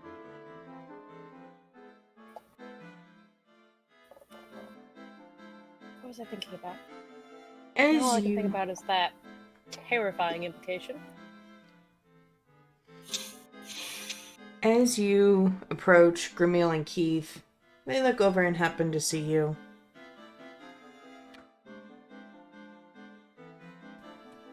So, anything strange that has happened, it has been because of you guys.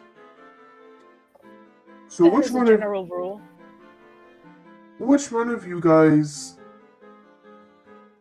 brought the basilisk and the dragoons? That'll be me. Point at Rhea. Imora said it'd be better to get as much help as we can.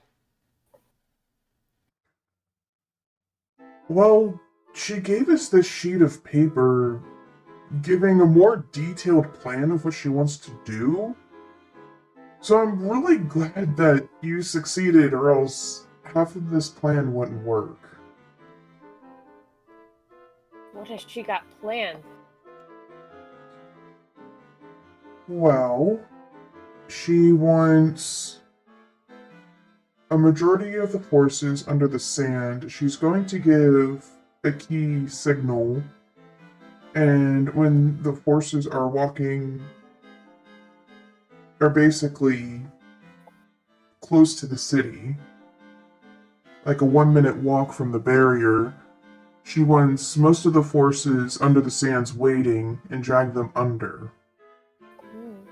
And then she wants a secondary part of the force, basically some of our mages, to encircle the army from below, throw up a firewall, and then her, and I'm guessing He counts quickly. herself and 10 of these dragoons to fly around to make like a fire tornado? Pardon? Huh? It's right here on the paper. And he shows on the paper, and it clearly states, myself and Dragoon riders will fly around the firewall to entrap the enemies in a fiery tornado of death. Damn, okay then. If she thinks it'll work. But wait, there's more. Oh, great.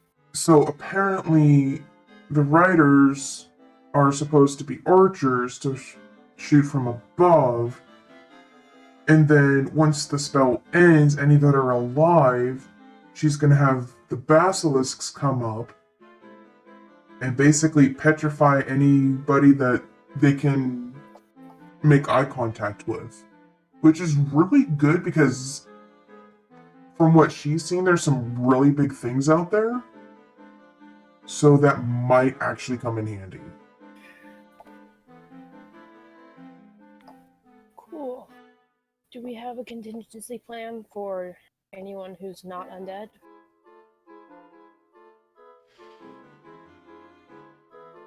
It's not stated in the notes. Grimeel and Keith exchange glances. At I would this, suggest. Oh god. go ahead, Kyrish. My apologies. Look. I would suggest interior defenses just in case.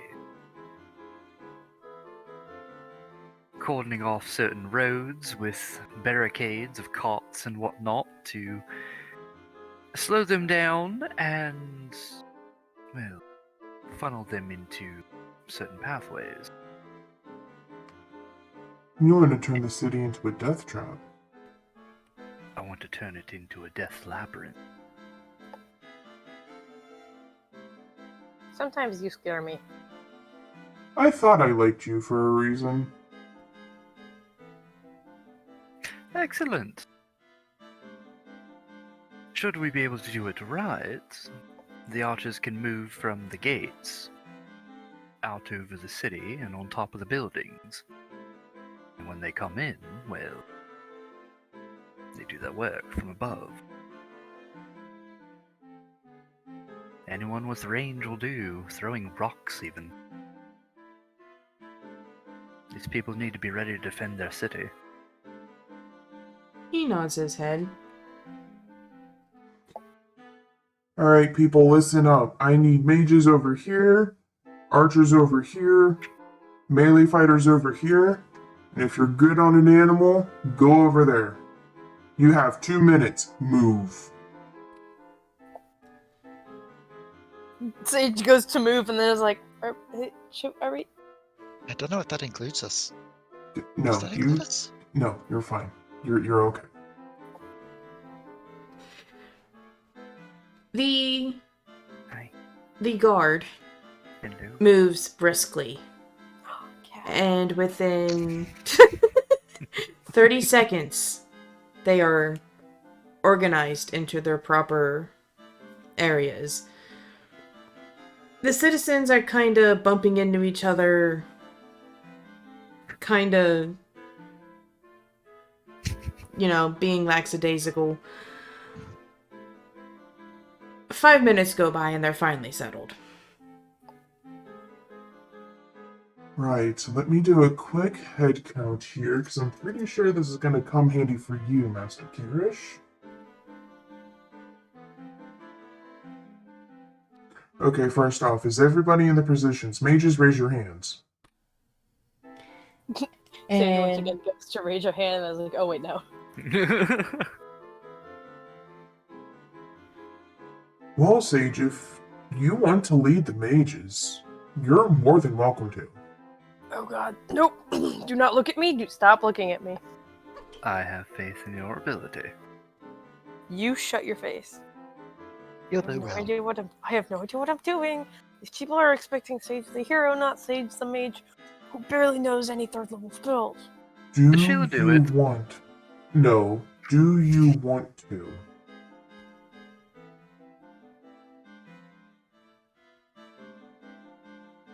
Can I be of better service somewhere else?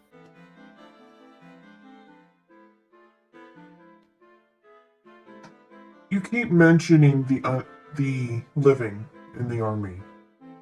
What's your obsession with that? She gets a little red in the face. There are 2 leaders that are living. We would not see them killed. Names and description.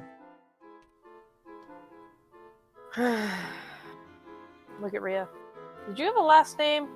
Or is it just Nisana? If there's Yes. any living in the army, why don't we just attempt to take them hostage, yes? The undead should make up the bulk of their force. It's just Nisana. Great, Nisana. Blue hair. Elf. Cleothera. Blonde hair. Half elf. He nods.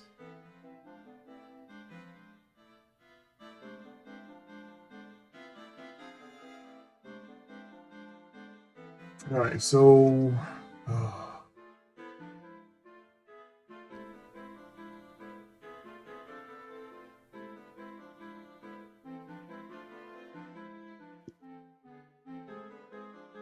We will try our best not to harm them, let alone kill them. Many of us are in the mindset of them or us. Then let me be on living hostage duty.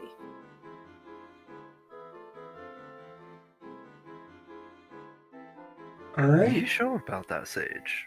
That seems a bigger task than leading the mages.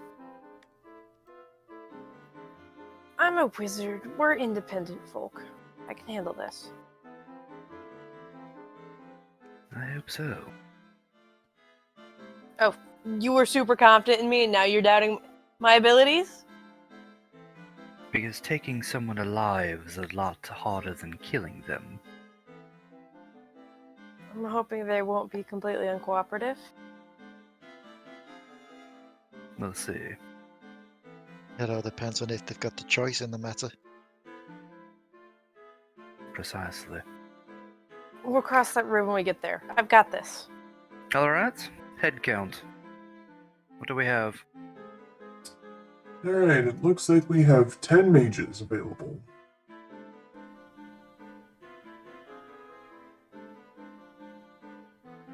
Alright. Surprising for a city that didn't want any magic. Maybe we weren't Eldridge's only students. One Fair of enough. the mages starts speaking in a tongue you don't understand. Grumio pauses. They do know basic magic. They don't know anything higher than what you call third level?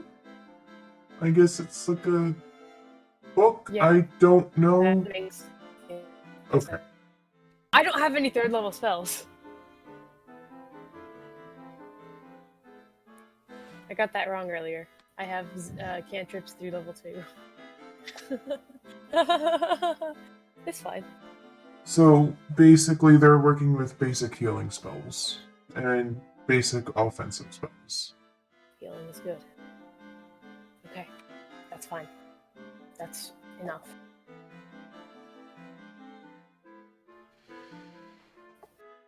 So, from what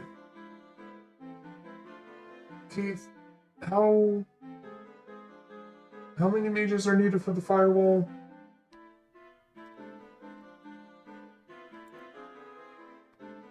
Look at me. 5.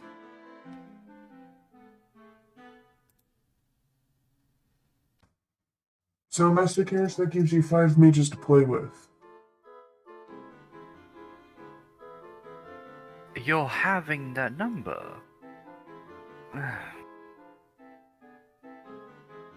Right. Well, I'll mark them down as in use until otherwise. Maybe looks are deceiving, maybe the army is smaller and we won't need as big of an area to cover. I'm hoping. But for right now, it's 5. Always plan for the worst. Alright, archers, raise your hands. There's 15 all in one group, and then there's 5 in another group. You five, move over with the archers. Can't they follow instructions? What the? As they're walking, you notice they are not in the black and blue armor. Alright, that gives you 20 archers. Who wants to lead the archers?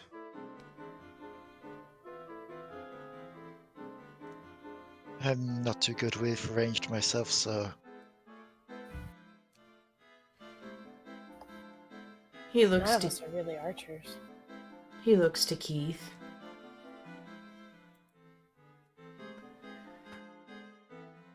Yeah, I might as well.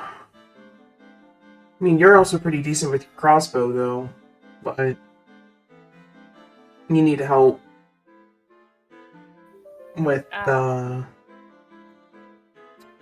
You need help with the melee, so I'll take over the archers. Well, Kyrish will tell me where he wants the archers, and then I will handle it from there.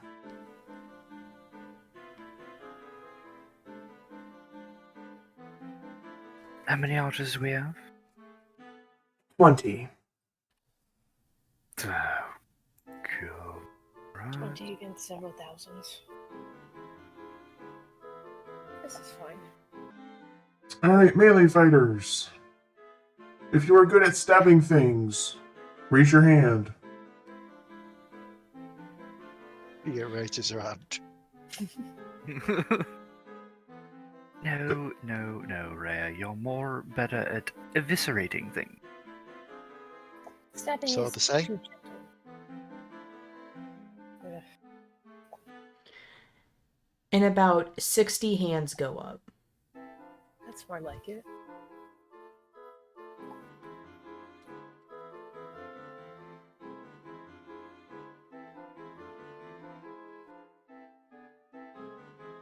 All right. Kyrish, are you wanting more archers than 20? It would be nice, but we can post all the archers at the gates. Hold on. We can spread out civilians who are willing throughout the labyrinth that we're going to create. Hold on.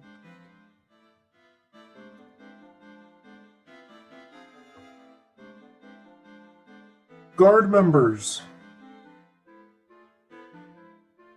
Raise your hands if you can use a bow. And about 30 of the hands go down. We are going to need experienced archers for not only Master Kirish's murder labyrinth, but also for when we attack beforehand.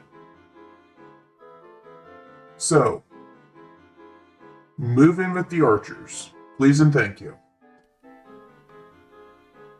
And 30 So- guard men. So you have 50 archers to play with. Okay. Does that take away from the melee? Yes. So 30 melee people remain. I gotta find my friggin'. There it is. Just- 30 melee, 50 archers. Do.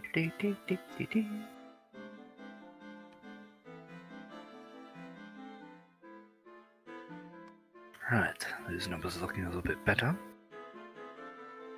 Those of you that are able or very adept at riding an animal, raise your hands. Make sure you're on the right group. And 20 hands go up. Rhea raises her hand again, then lowers it. It's like, Well, since you are also as eager as Madam Sage, would you want to lead the melee fighters? I probably would be better leading the melee fighters. I'm good at riding horseback, but probably not in this state. That would be That's- awkward for everybody. What's so funny?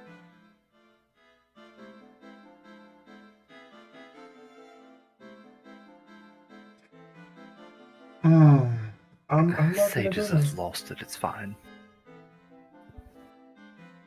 Most tactical planning has gone over my head quite a few minutes ago.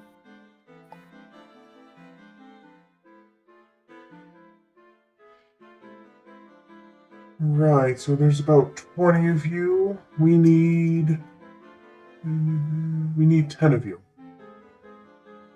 So guard members get priority. And 5 guard members step to the side. Alright. You other 15 lot. We need 5 spaces to fill.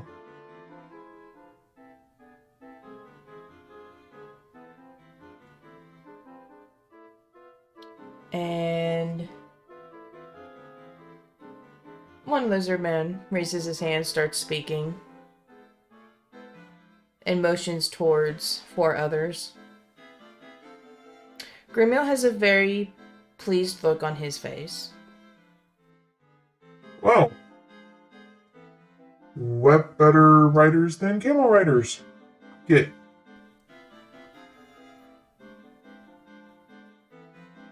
Camel riders? Some of us are just lazy and don't want to swim through the sand, so we use the camels. Are camels effective combat mounts? No, but this is going to sound very speciesist. But once you ride one, oh, this is not going to sound good. It's a really good thing that Master Korik is in here. Once you've straddled one creature, it kind of just feels the same for every other creature.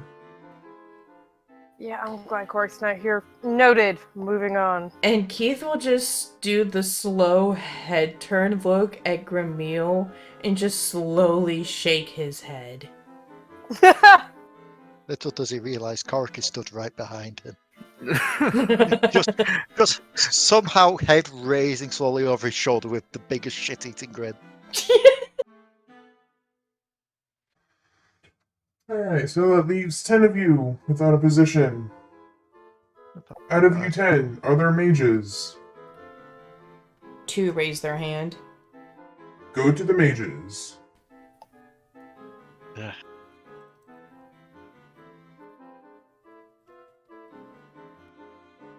Archers. Any archers? Archers. Squeak.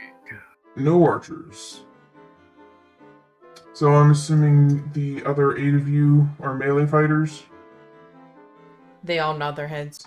Alright, going with the melees. Alright, Mr. Kyrish, are you ready for a final body count? As ready as I'll never be. We have 12 mages, 50 archers. That's going to be led by Keith.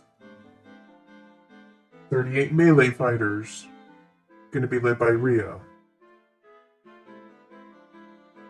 10 riders, which I am presumably saying that Amora is going to lead them.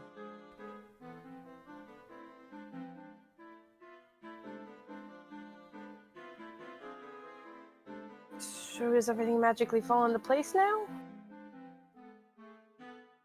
So far, Sage, we only have the numbers. We have yet to place them. I know I'm like smart and all, but this is really boring. Well, then go find something else to do for the moment. Perhaps you can start seeing 2 townsfolk setting up a labyrinth. What makes you think they're not just gonna break down barriers we erect? Water normally flows the easiest path, yes? Fair enough. Just make sure it's not too hard for them to get through. Alright, I'm gonna go make some hell corridors. Righto. Gramil, we're going to be posting all the archers and mages on the gate. They can all fit up there, yes?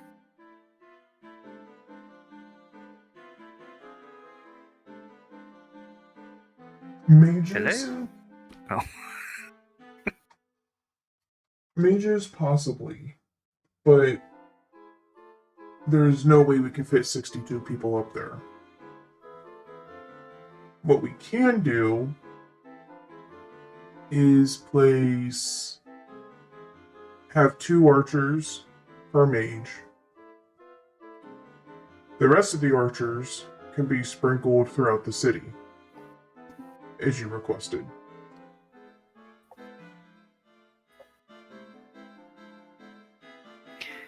Yes, why don't we put 40 archers up on there?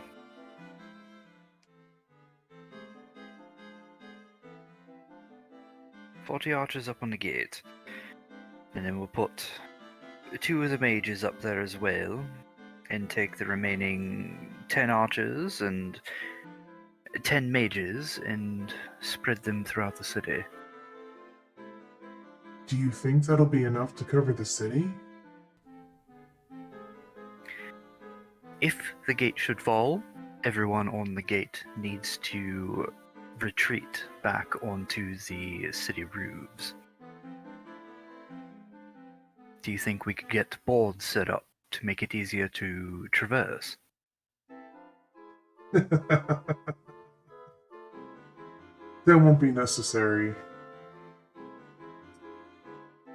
There's not much to do here in Gula, so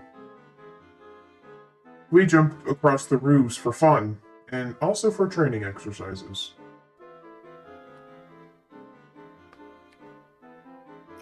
Right. Then that won't be much of an issue for you.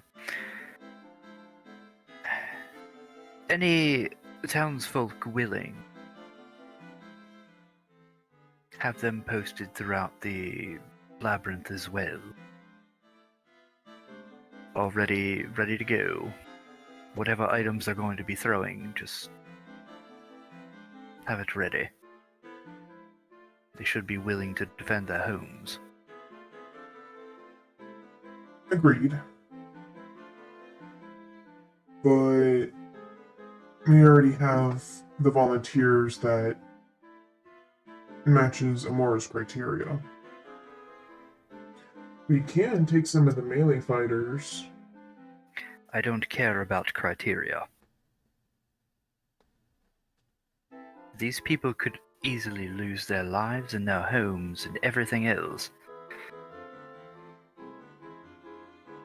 They need to be ready to defend it.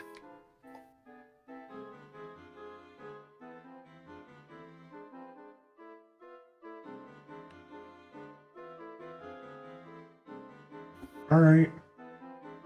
But I'm not putting children or elderly in there. Well, obviously not. Anyone who's willing. There must be other people in the city who are willing to defend their home. Trust me, there are.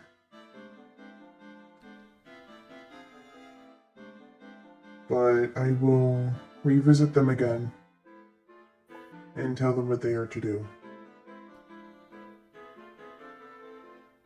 Let me talk to them, and we'll go from there. But back to this. The riders. And half of the melee folk. They're all quite adept at swimming through the sand, yes? Everybody is good at swimming through the sands. From what Amora wrote, she once people in the sands waiting for an ambush, basically, to drag the enemy down into the sands. Easier to take Yes. care of. That is fine. That's all I need to know. Instead, we will take 20 of the melee fighters and all 10 riders. The riders will be making sweeping charges directly across the paths. Their goal is to more push than to actually strike. You're not gonna follow Amora's plan? Right. Until the course that will be surrounding them in the firewall, and thus the Dragoons take over, have your 20 melee fighters be consistently pulling them into the sands from the side. I don't want any direct contact other than with their ankles, yes? That's the plan. Good.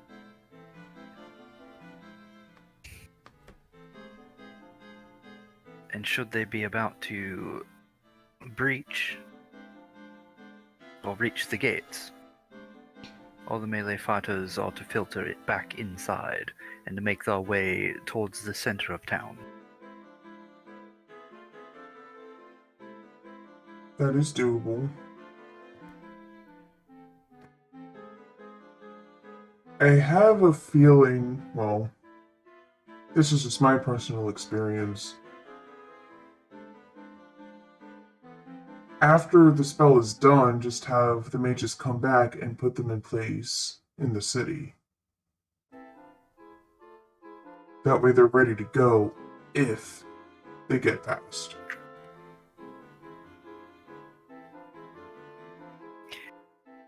Yes, I think we shall do that.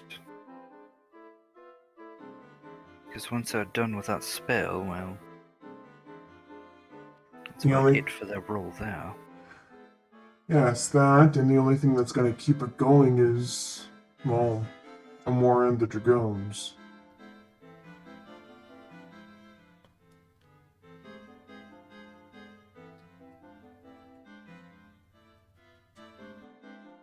But we have a basic plan, yes?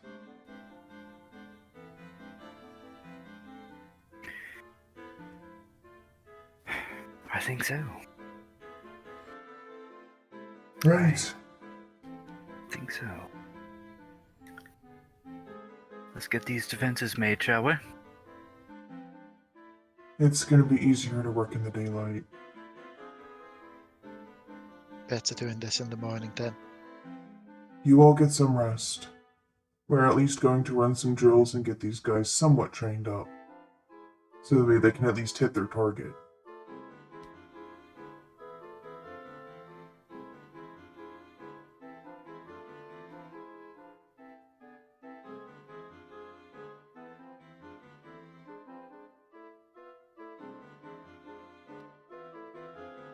Tomorrow? Well, back to it. Tomorrow? Well, before we start working, we're going to hold the funeral for the Queen. She is ready. Oh, ouch. I think that appropriate.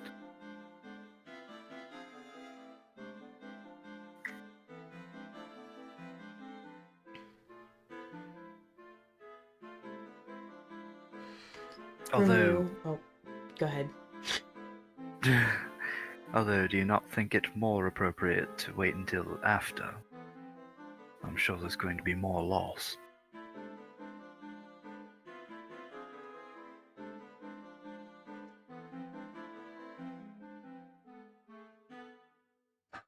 Probably, but I don't want to keep her waiting any longer. The lives of the living may depend on it.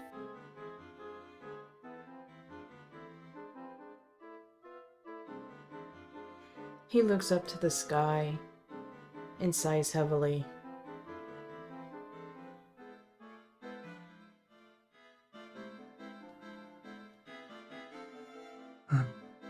You are right.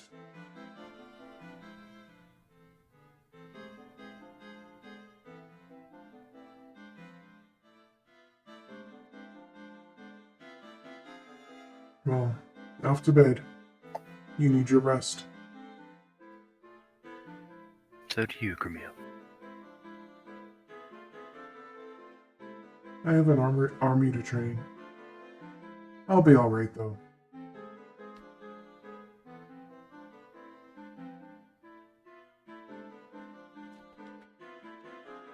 We just need to hope now that Bert hasn't stunk out the place. It should be said that Kyrish is not actually going to be going back. God damn it, Rhea's been waiting so patiently to tell you her inner thoughts because of her memories. All these bitches got trauma!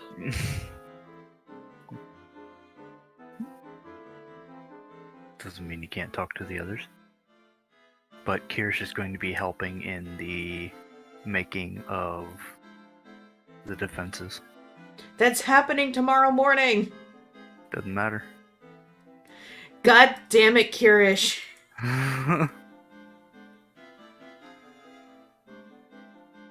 Got less than 2 days.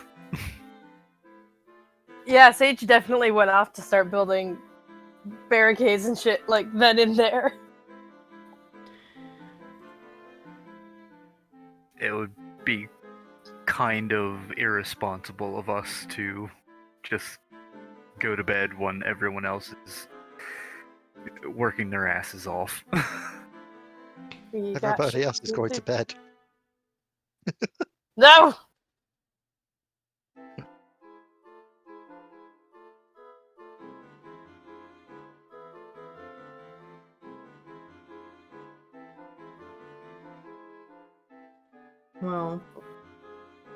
Well, You leave. Well, Sage has already left.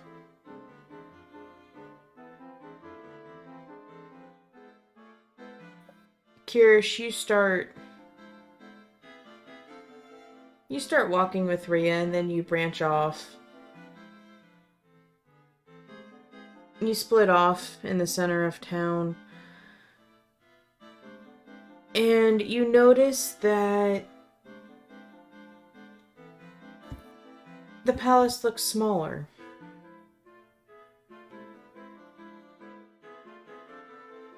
And it sounds like crumbling stone.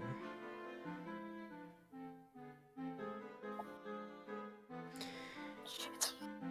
The people that Gramil had to turn away due to Amora's criteria felt the same way you did.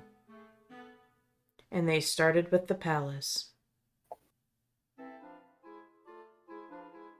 I'm sorry, what is that implication? They are tearing down the palace.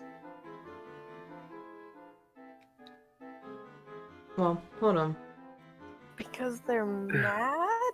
Who's seeing this? Kyrish and Rhea. I wonder what their intentions are for all that rubble. That could make good barriers. Or maybe they're just taking the frustrations out.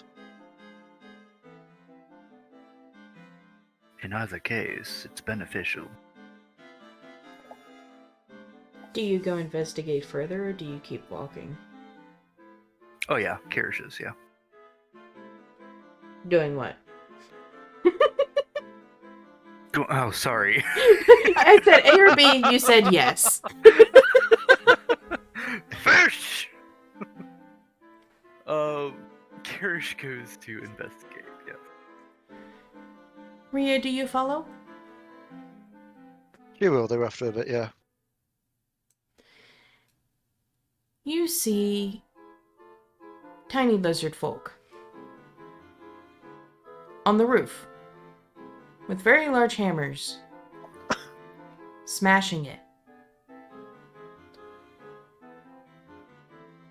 You see older lizard folk hitting the walls.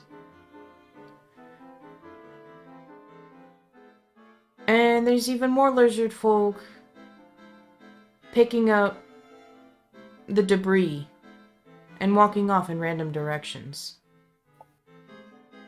Nice.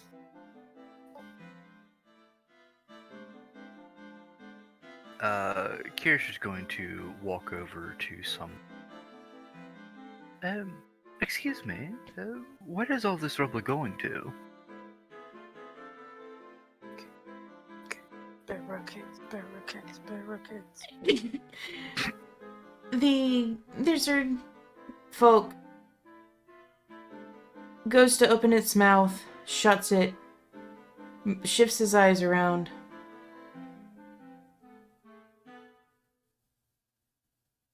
We make walls in city. Ah, very good, very good. This entire place will make excellent barricades. Good work, everyone. Winged lady wouldn't let us. But we need do something.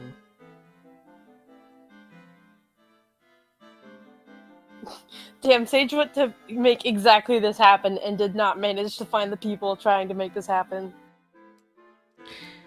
I mean, Sage doing Sage things, it's kind of one of those, you started walking off in a random direction and you're like, oh hey, here's a bit of wood, here's a metal can, and just start, like, filling a roadway Yeah. with it. I like how you know this character so well. Edge quite literally had the moment of looking to her palace being like, I want to, but on the other hand, it looks too much like a library. Mm-hmm.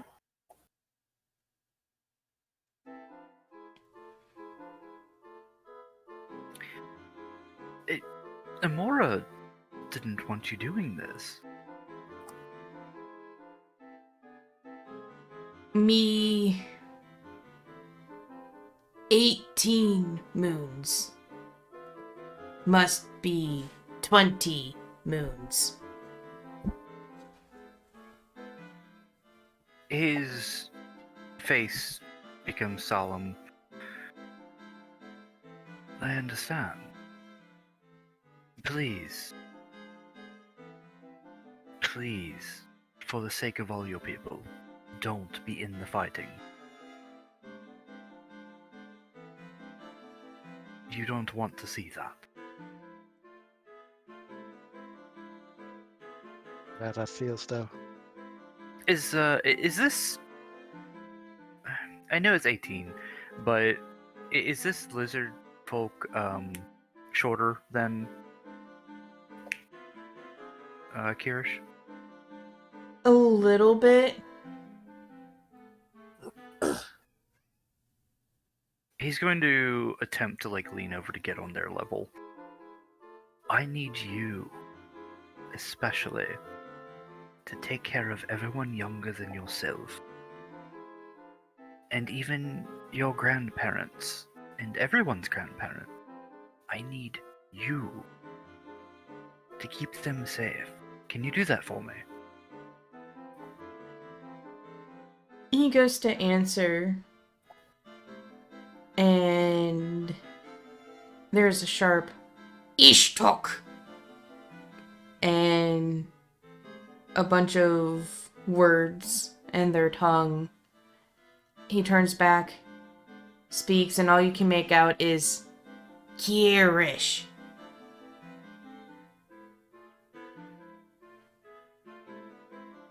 Is this someone else talking to him? Yeah. Can do. Me get friends for help. You can help with tearing down this building. I don't mind that, but you need to keep you and all the other little ones out of harm's way when they come.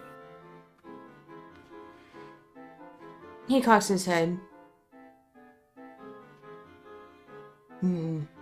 Thought what me said. Come in hard. It is, I agree.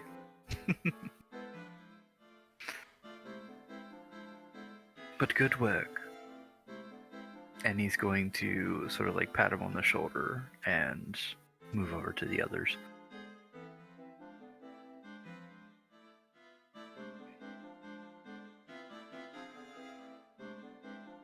As Kyrish moves away, Rhea, you would be able to see the pride this kid has, and he has renewed vigor at crushing this wall. Oh. It really is happening again.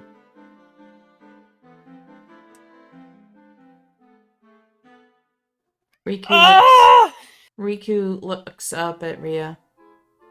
What do you mean? You're a higher pitch than normal, Riku.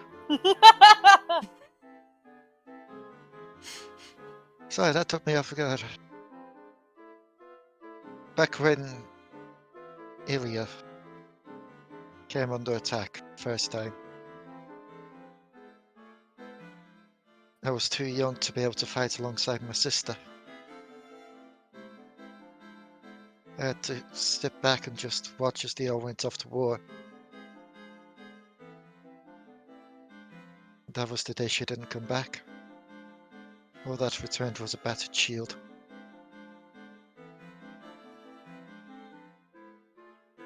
So many innocent lives are gonna die in a couple of days. And I don't know if I can sit back and watch it. Not again. Riku will stretch as high as she can, and she only manages to tap the where the horse, I guess your elbow would be. But you are doing something about it now. You're leading the melee fighters.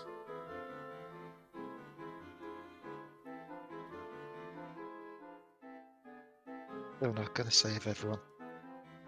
But you'll save most.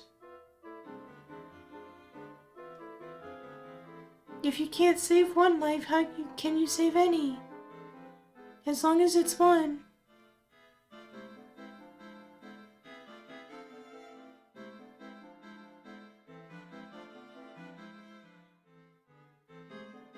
You do realize that it's my sister that's helping lead this force. Well, I confronted her once before in Turkey Feather's lair, but I couldn't raise my sword to her. What makes you think I can do so now? well, maybe she doesn't want to? She didn't want to then either, but he has control.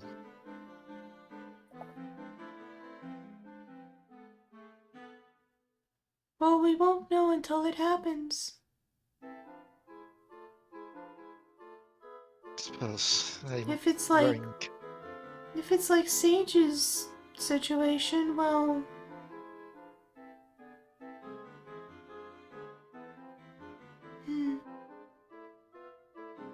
Suppose I am worrying too much about something that's yet to happen.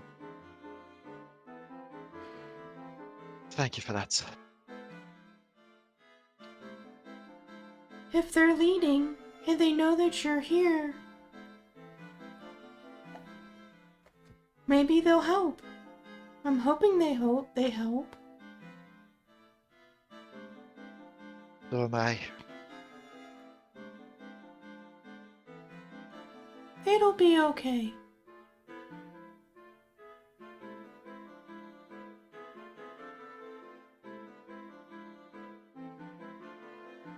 She'll just nod with a slight smile.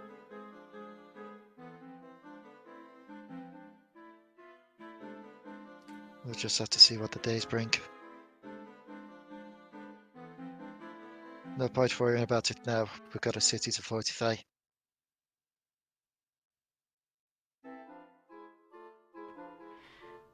As you say this, the scene goes to Sage. Oh god. Me and my sad barrier. Sage, you're making your sad barrier, and through what light you can get from the moon, there is a shadow of a blur at the corner of your eye. Oh, Sage is so paranoid right now. Like, we're talking whirling around, already glowing with spell energy paranoid. You don't know if it's a trick of the light or your paranoia, but you swear you saw a bit of white going around the corner. White? White. Do I have an immediate connotation for that? Well, the only thing you know that's white. Sonora. I'm gonna follow it. Going Amora?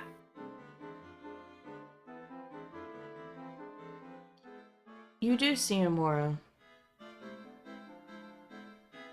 She is walking towards the house.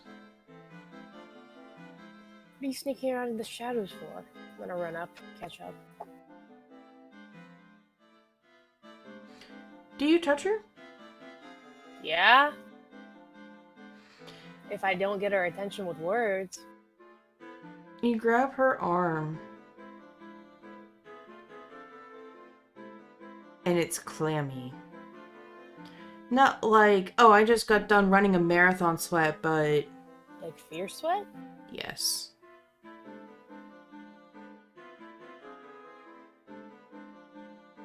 Can I stop her? Can I get her to face me?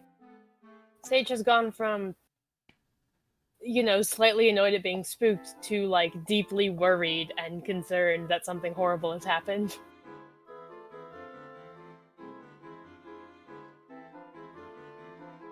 Do you give a slight tug on the arm? Yeah, I'm like, Amora. She slowly turns around.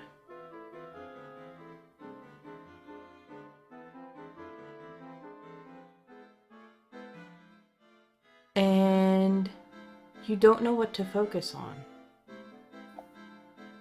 The large sack that's in her hand, the tears streaming down her face, or the blood that's on her chest.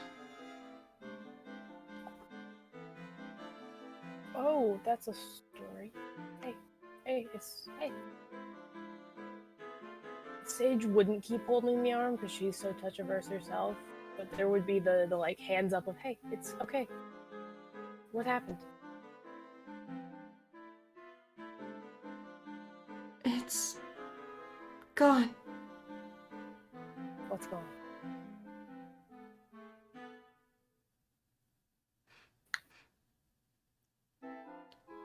She holds her breath. She closes her eyes.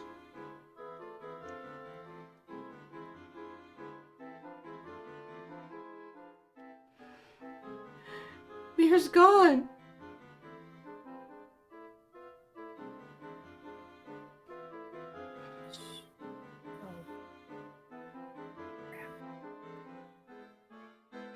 Reduced to rubble. Oh. Okay. Do you know how?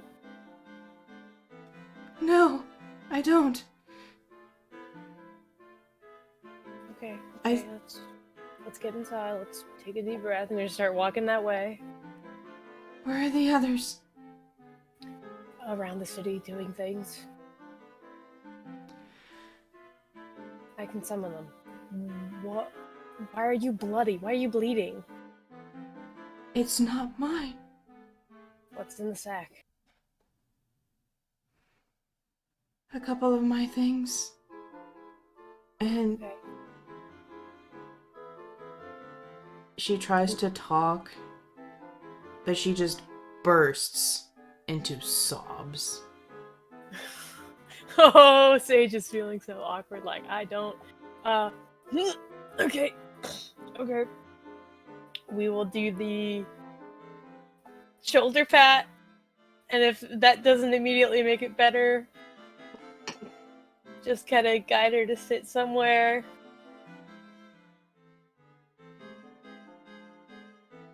Yeah, I know something about losing your entire world.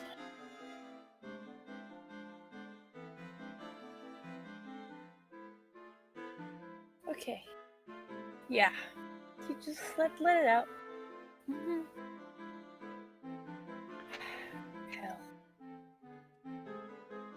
You motion her to sit down and she just drops like a sack of potatoes on the ground. She grabs the sack and hugs it to her, and she wraps her wings around herself, and there are more sobs.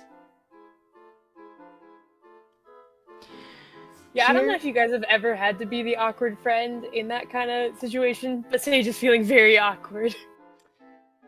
Kyrish and Rhea, roll me listen checks. Oh, Sage is 100% like pulling out the runes and going, is anybody within range? Because I need some backup. The runes? Oh, on her arms. You know. Oh, for message? Yeah. Oh, I was all like, what runes? How do you have Kirish's runes in your hands? No, I have stolen them right off of his head and he did not even notice.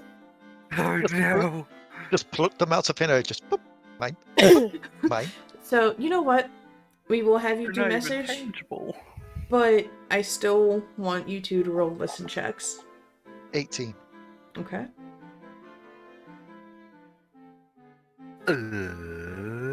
11. Kyrish, you can't really hear anything. You are busy being the hype man for the construction crew. Cute. Rhea, in between smashings, you can hear faint, very faint sobbing. And then they get the message. Guys, I need backup just outside the house. Please.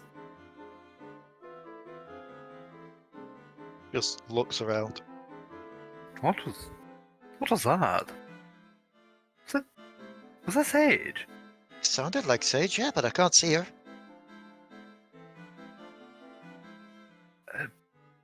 Around the house? Alright. Everyone, That- you're doing fantastically. I'll be right back. That had to be one hell of a loud shout to get here. I imagine it has something to do with a spell. Let's go. Yeah, that could work. It was magic. She'll make her way towards the elf. Sage. Okay, I do need to ask though, because I heard Sage. Did you hear the crying? Someone crying? I'd rather not think about it until we get there. A few minutes I go can by, imagine. and the two of you see Sage kind of wringing her wrists like, I need an adult here, adult guys. I am an adult! Help. Somebody's emoting a lot. And What? you only hear the sobs of somebody. You don't realize who it is until you get closer, because just around the corner, all you see is just white wings furled in front of them. Is that Mara? So, yeah, apparently Mirror's gone?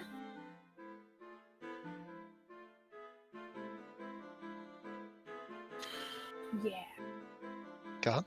I Gone like- wasn't gone like reduced to rubble. Gone. I wasn't able to get much more out of her than that. And now we have this. Help.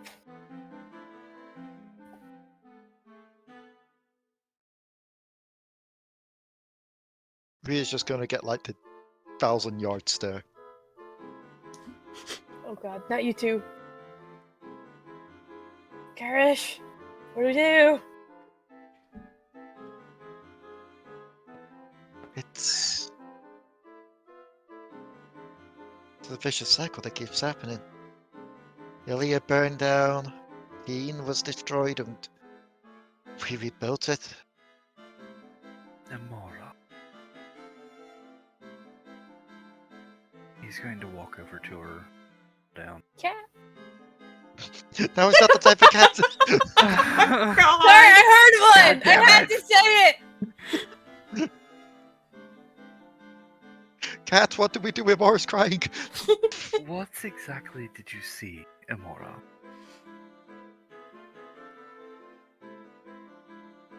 Her wings lower a little bit, and they just droop. Dead weight droop beside her. She looks up, and the look she gives you is that of a haunted one. I saw smoke when I flew in. She coughs.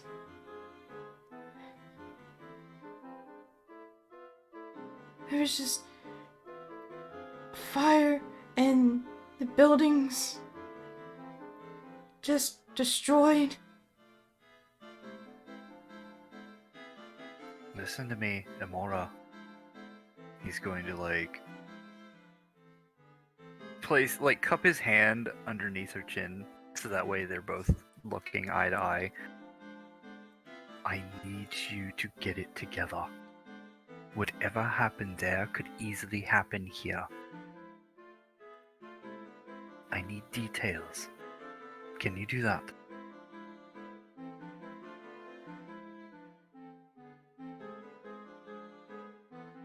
She's trying to slow her breathing, but it just, as soon as she tries to calm down, it starts back up again. Maybe we let her cry it out? I'm not good with emotions. Rhea, you're good. You do emotions?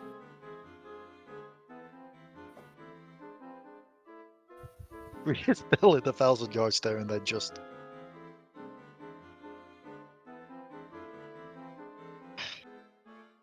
I know what's helped me through in these times. She's just gonna trot over to Amora.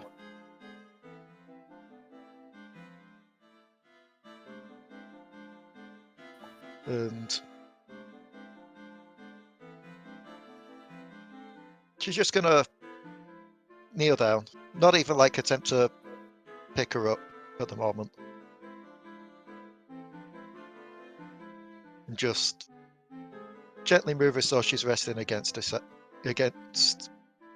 Amora's resting against her. Just so she's got something stable to rest against. Just keep an arm around her and just try and keep her calm. All I can imagine is you doing this, and Kyrish still has his hand under her chin, so his arm's at an awkward angle. Oh my god. Essentially, but Rhea is essentially treating this as Amora having a severe panic attack. So she's just helping as somebody who gets panic attacks, that's what that looks like what it is. Oh yeah, trust me, I've But had it Sage myself. doesn't know that.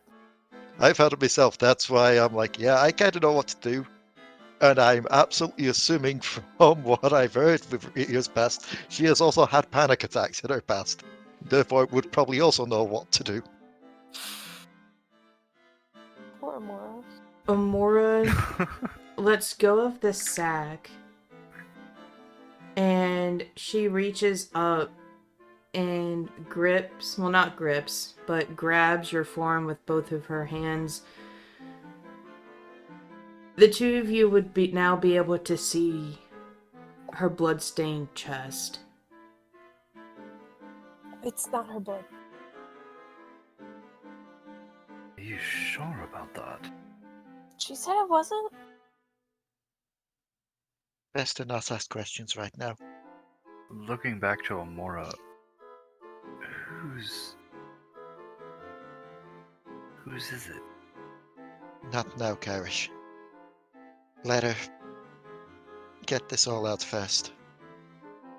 Let her calm down. Let her get back to non-panicking state first. The last thing she needs now is 1,000 questions being thrown at her. No, Especially ones for emotions so raw still. you're right. Rhea, I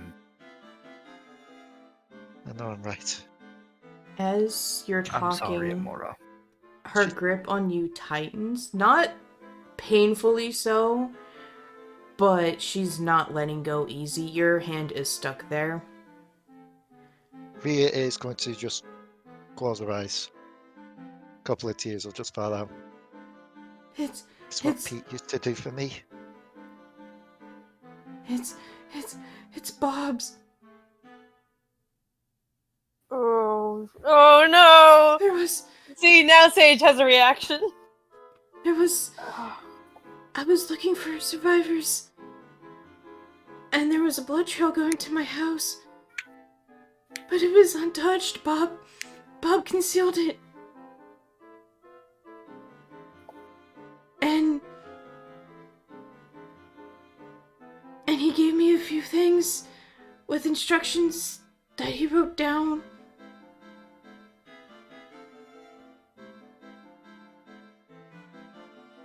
And he just smiled and just said, "It's good to see you again," and then just gone. Just gone.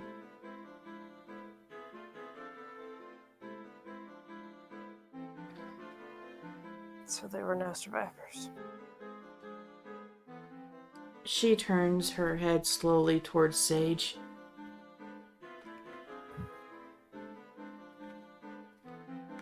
I am reliving my past.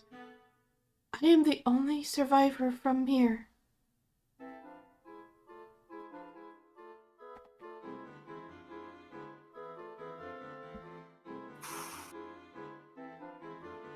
Oof. Someone must have been able to get out.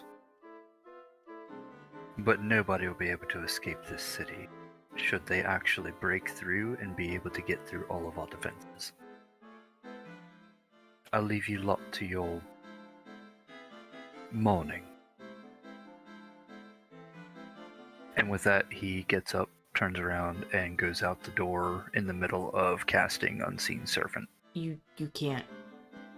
What? She has an iron grip on you.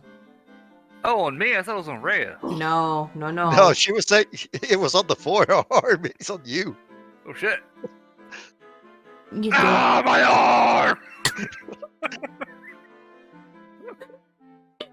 You go to get up, and her grip tightens. Say that again? There is no escape if they get through.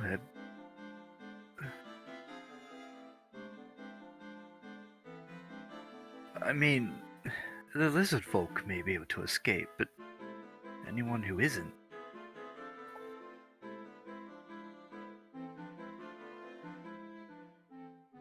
Well,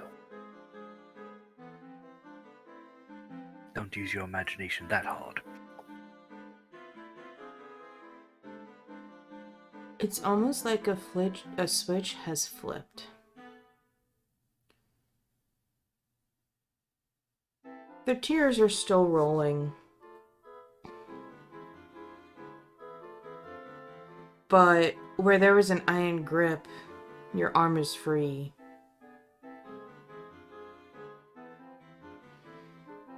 And Amora sits up slowly stands, has a hand lowered to help Rhea up. Rhea will take it and slowly get up. And she stares Kyrish in the eye. Oh God, what did I do? Did you fix her? You're right. We have a job to do. She's going Righto. to pick up the sack. I'm going to need into the house for a quick moment, please. Dope armor change. Let's fucking go. Sage will let her in. I will see you tomorrow on the battlefield. And she will gently close the door.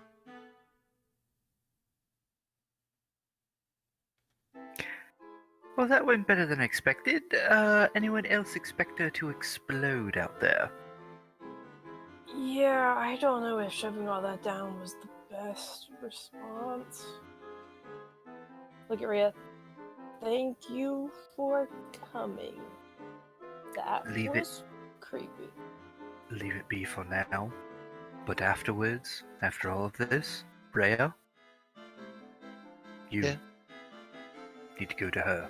Yes? Of course. Friday Rose is still up by that point. Do you have someone to do the same for you? She'll just look to you two. I'd assume either of you two would come. In an instant. Though fair warning, you saw how well I just handled that. I will absolutely try my best, though. I mean, you've done it once before. Oh, bloody hell, I forgot to talk to Eastrel today. Damn it! And he's, without a further notice, he's going to whip around and head out the door. Okay, bye.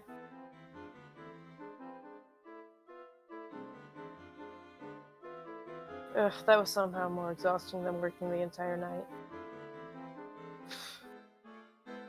But I can't sleep. I was building a What? barricade. Do you want to come help? You do realise the barricade was already being built near the palace, right? What? How the God fucking... Before Sage can move off, you're gonna feel a hand on his shoulder. There's something I need to bring up before you go. Oof. Okay. Are you gonna keep touching me while you do it? King. Depends if you're gonna move away or not. I will stay right here. Good, because I need honesty from you now. I'm very tempted to leave now. Okay. Am I broken in your eyes? Oh. Broken.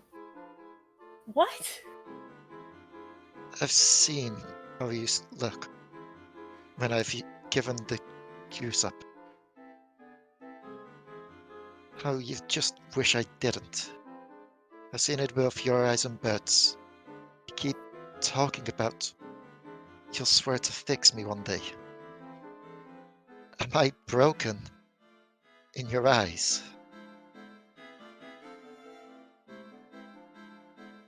Rhea. I see how it sounded like that.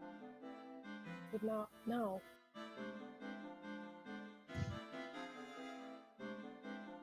I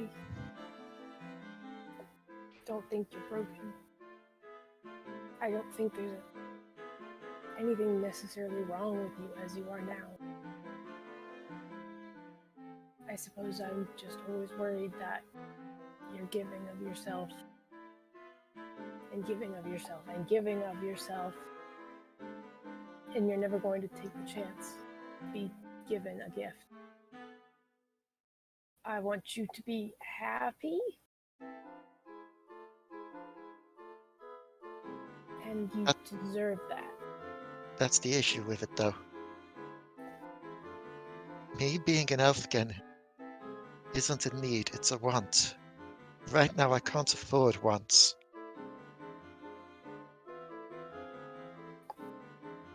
Your dragon friend needed it. I wanted it. Need take precedence over want. Sure, I might not reach being an elf again, but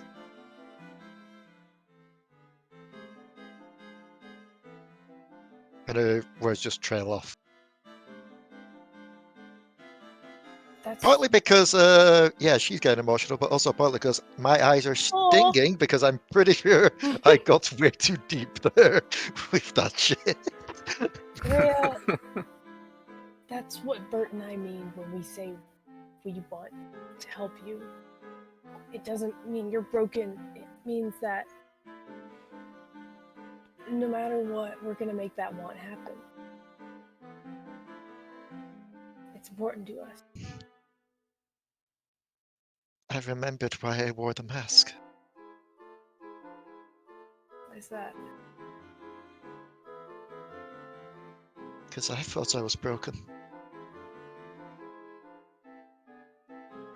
I saw how I was, and I remember declaring that Rhea was dead. In all but name.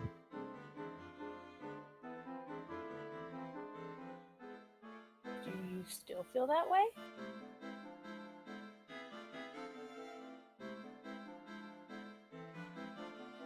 We should go help with the fortification. No, I'm not letting you change the subject here. I feel like I'm not the Rhea that you knew back then.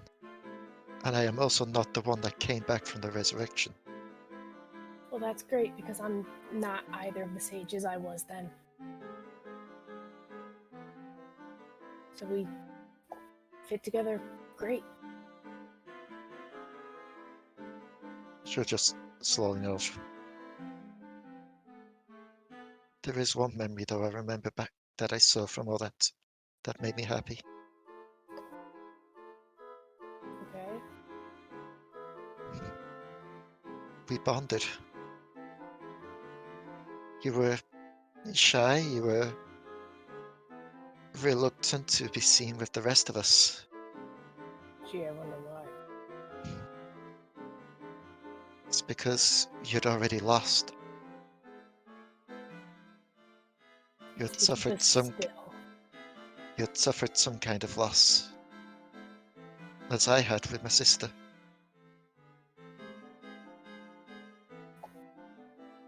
We bonded over it. But that was another Rhea and another sage.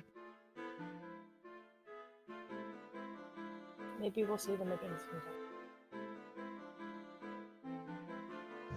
For now, I'm grateful I've gotten a chance to know you through the mutual loss of our memories. She'll just slowly nod.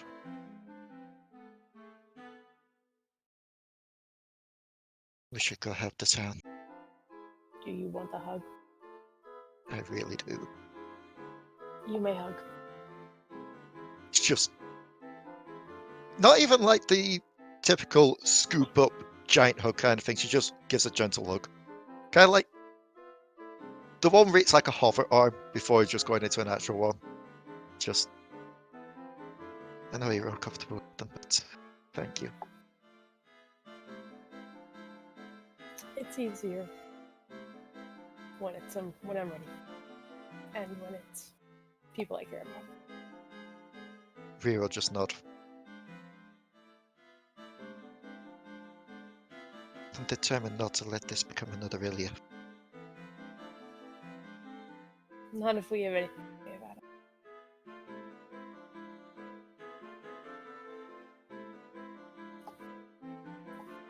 Let's make sure that happens. And Yep. she'll take Sage off to the palace to help out with the fortifications.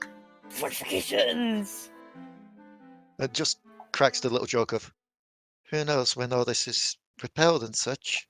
If they've got no use for that, you could probably set up a library there. Tiz looks very pleased and is definitely making plans in her mind already. She'll just chuckle a smile as her and Sedge walking towards the thing. I never did get an answer. And just look to Sedge. Why so shy?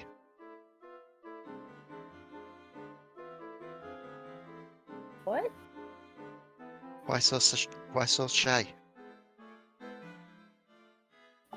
Chocobo, does that give any tiny slight spark of, I've heard that before to Sedge? It would feel like a very, very familiar phrase. Sage just mouths it a couple of times. Then looks up rather indignant. I'm not shy.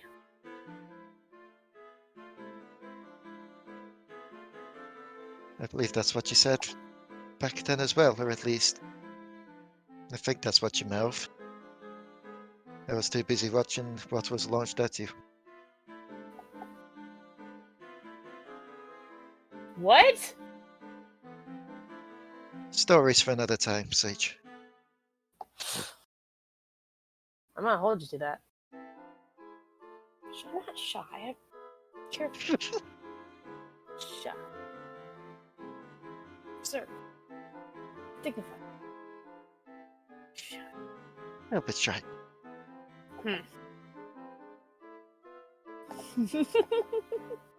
As Rhea and Sage have their conversation and go to help one section of the barricade, and Kyrish is checking on the townspeople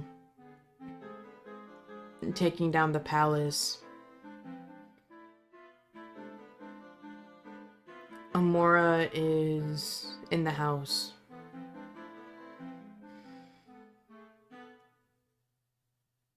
And she is standing in the washroom, looking at the muffled reflection in her armor. She looks up, and in the mirror is just stoic rage.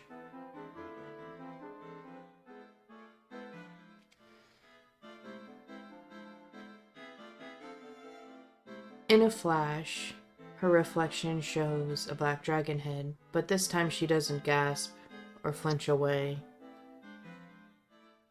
Instead, she snarls at the reflection.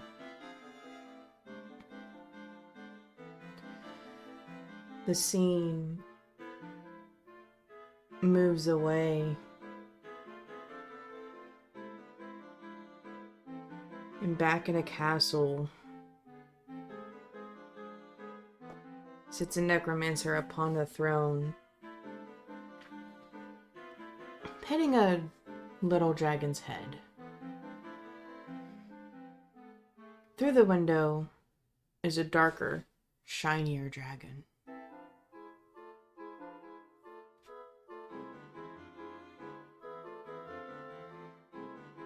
Did you manage to kill her yet?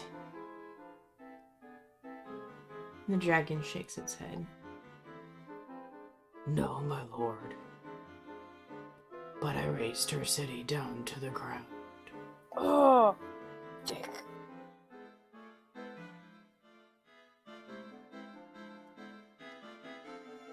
Well, hopefully she was there.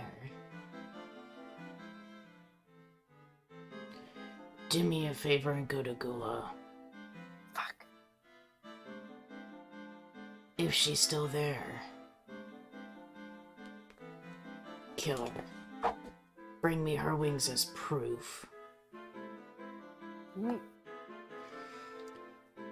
The dragon bows its head and takes off.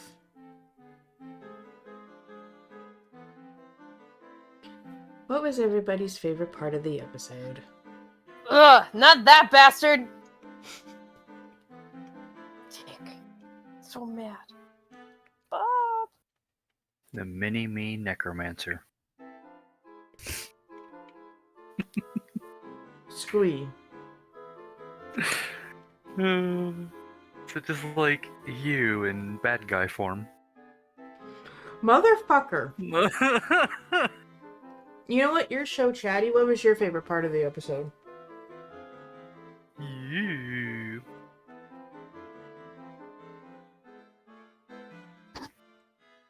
I don't know.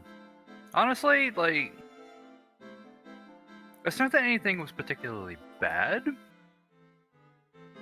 Just that, like, there wasn't any good parts to this session.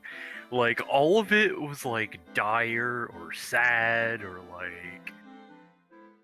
Excuse you, me and Rhea had an excellent conversation that you were feeding cats for. Oh, you know, that was probably my favorite part. The little conversation part. Are I you was- kidding me? And I miss it. I mean, to be fair, you had already walked off before they started the conversation. Oh yeah, no, Kyrish would. So, I mean, that just means you just gotta watch the ending. Like, obviously, I'm going to pick my favorite part is that I'm going to pick is obviously going to be the one that almost made me cry in real life. So, you know, has to be that. Oh no. I get way too invested in my characters and the relation with everyone else's characters. So when that shit came about, I was like, ah, yes, I've been waiting a couple of weeks to do this. Yes, and oh no, I was That not hurt, ready. man. That It I hurt. didn't expect that of all things. I was just like, oh no, of course. And then I had to like try and step back from the emotion and be like, okay, how would Sage react to this? Not just me, because Sage wouldn't immediately reassure. She would ask questions. Sage is you. Oh, but. Sage is a variation on me. Sage is my slightly more aggressive side. No. Never would have noticed. Yeah, and Iggy's my anxious wreck side. They both have a wicked sense of humor because I'm fucking funny, and I refuse to cut that out of a character. Oh my god. Alright, Sage, what about you? God, it was probably the last, 30 minutes with Amora and Rhea. Talking about an emotional 1-2 punch. It was really fun to play as a character who's not got great emotional intelligence. They just know how to deal with that in others. I'm pretty practiced at it. So it was fun to play a character who, doesn't know how to handle panic and sorrow. But also, how dare you kill Bob! You heathen! You horrible evil DM! It's fine. We just need to resurrect him and make sure no one sneezes halfway through. Make sure there's no horses around either. But I had rolled a d20 earlier today, right before we started. Odds, Tarn was going to be raised. Evens, it was Mir. You bitch. Tarn got lucky.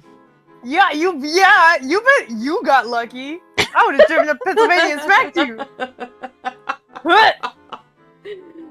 Oh, I think my favorite part is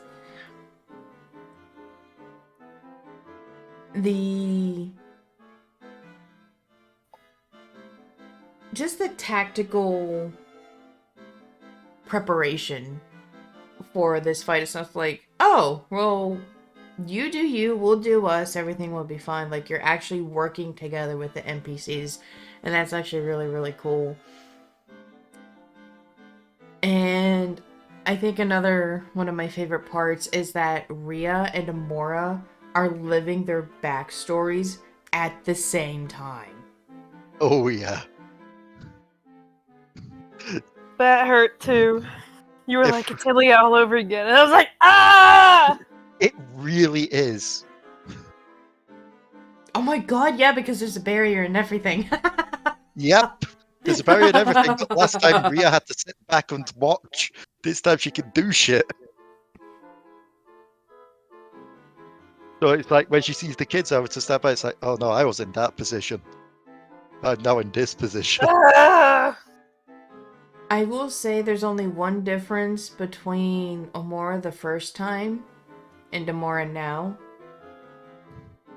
But I'm not giving that away because that is backstory spoilers.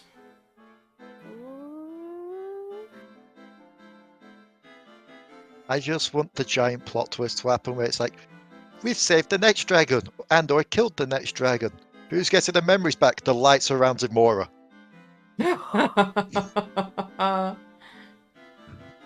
has her memories. She's sad.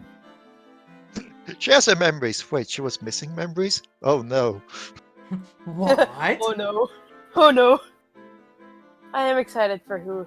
Hey, if there's a dragon coming our way, maybe we can get that rolling again, eh? Pete's got his Oh. Oh god. On that Like, note. that is something that Rhea's gonna have to take with her to the grave. Painfully, just the idea of Oh, yeah, that was sad. never remembered who she was properly.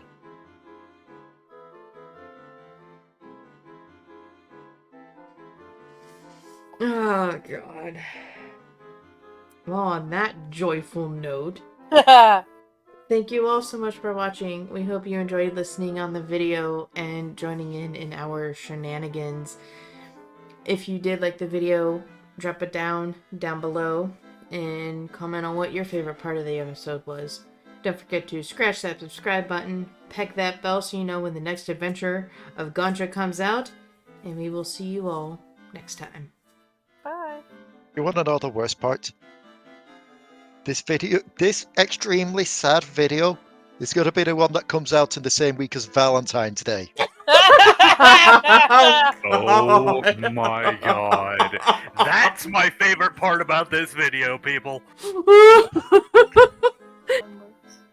Okay, bye. Yeah, I just realized we never said DMobo out. Yeah. Bye! They've stolen the line.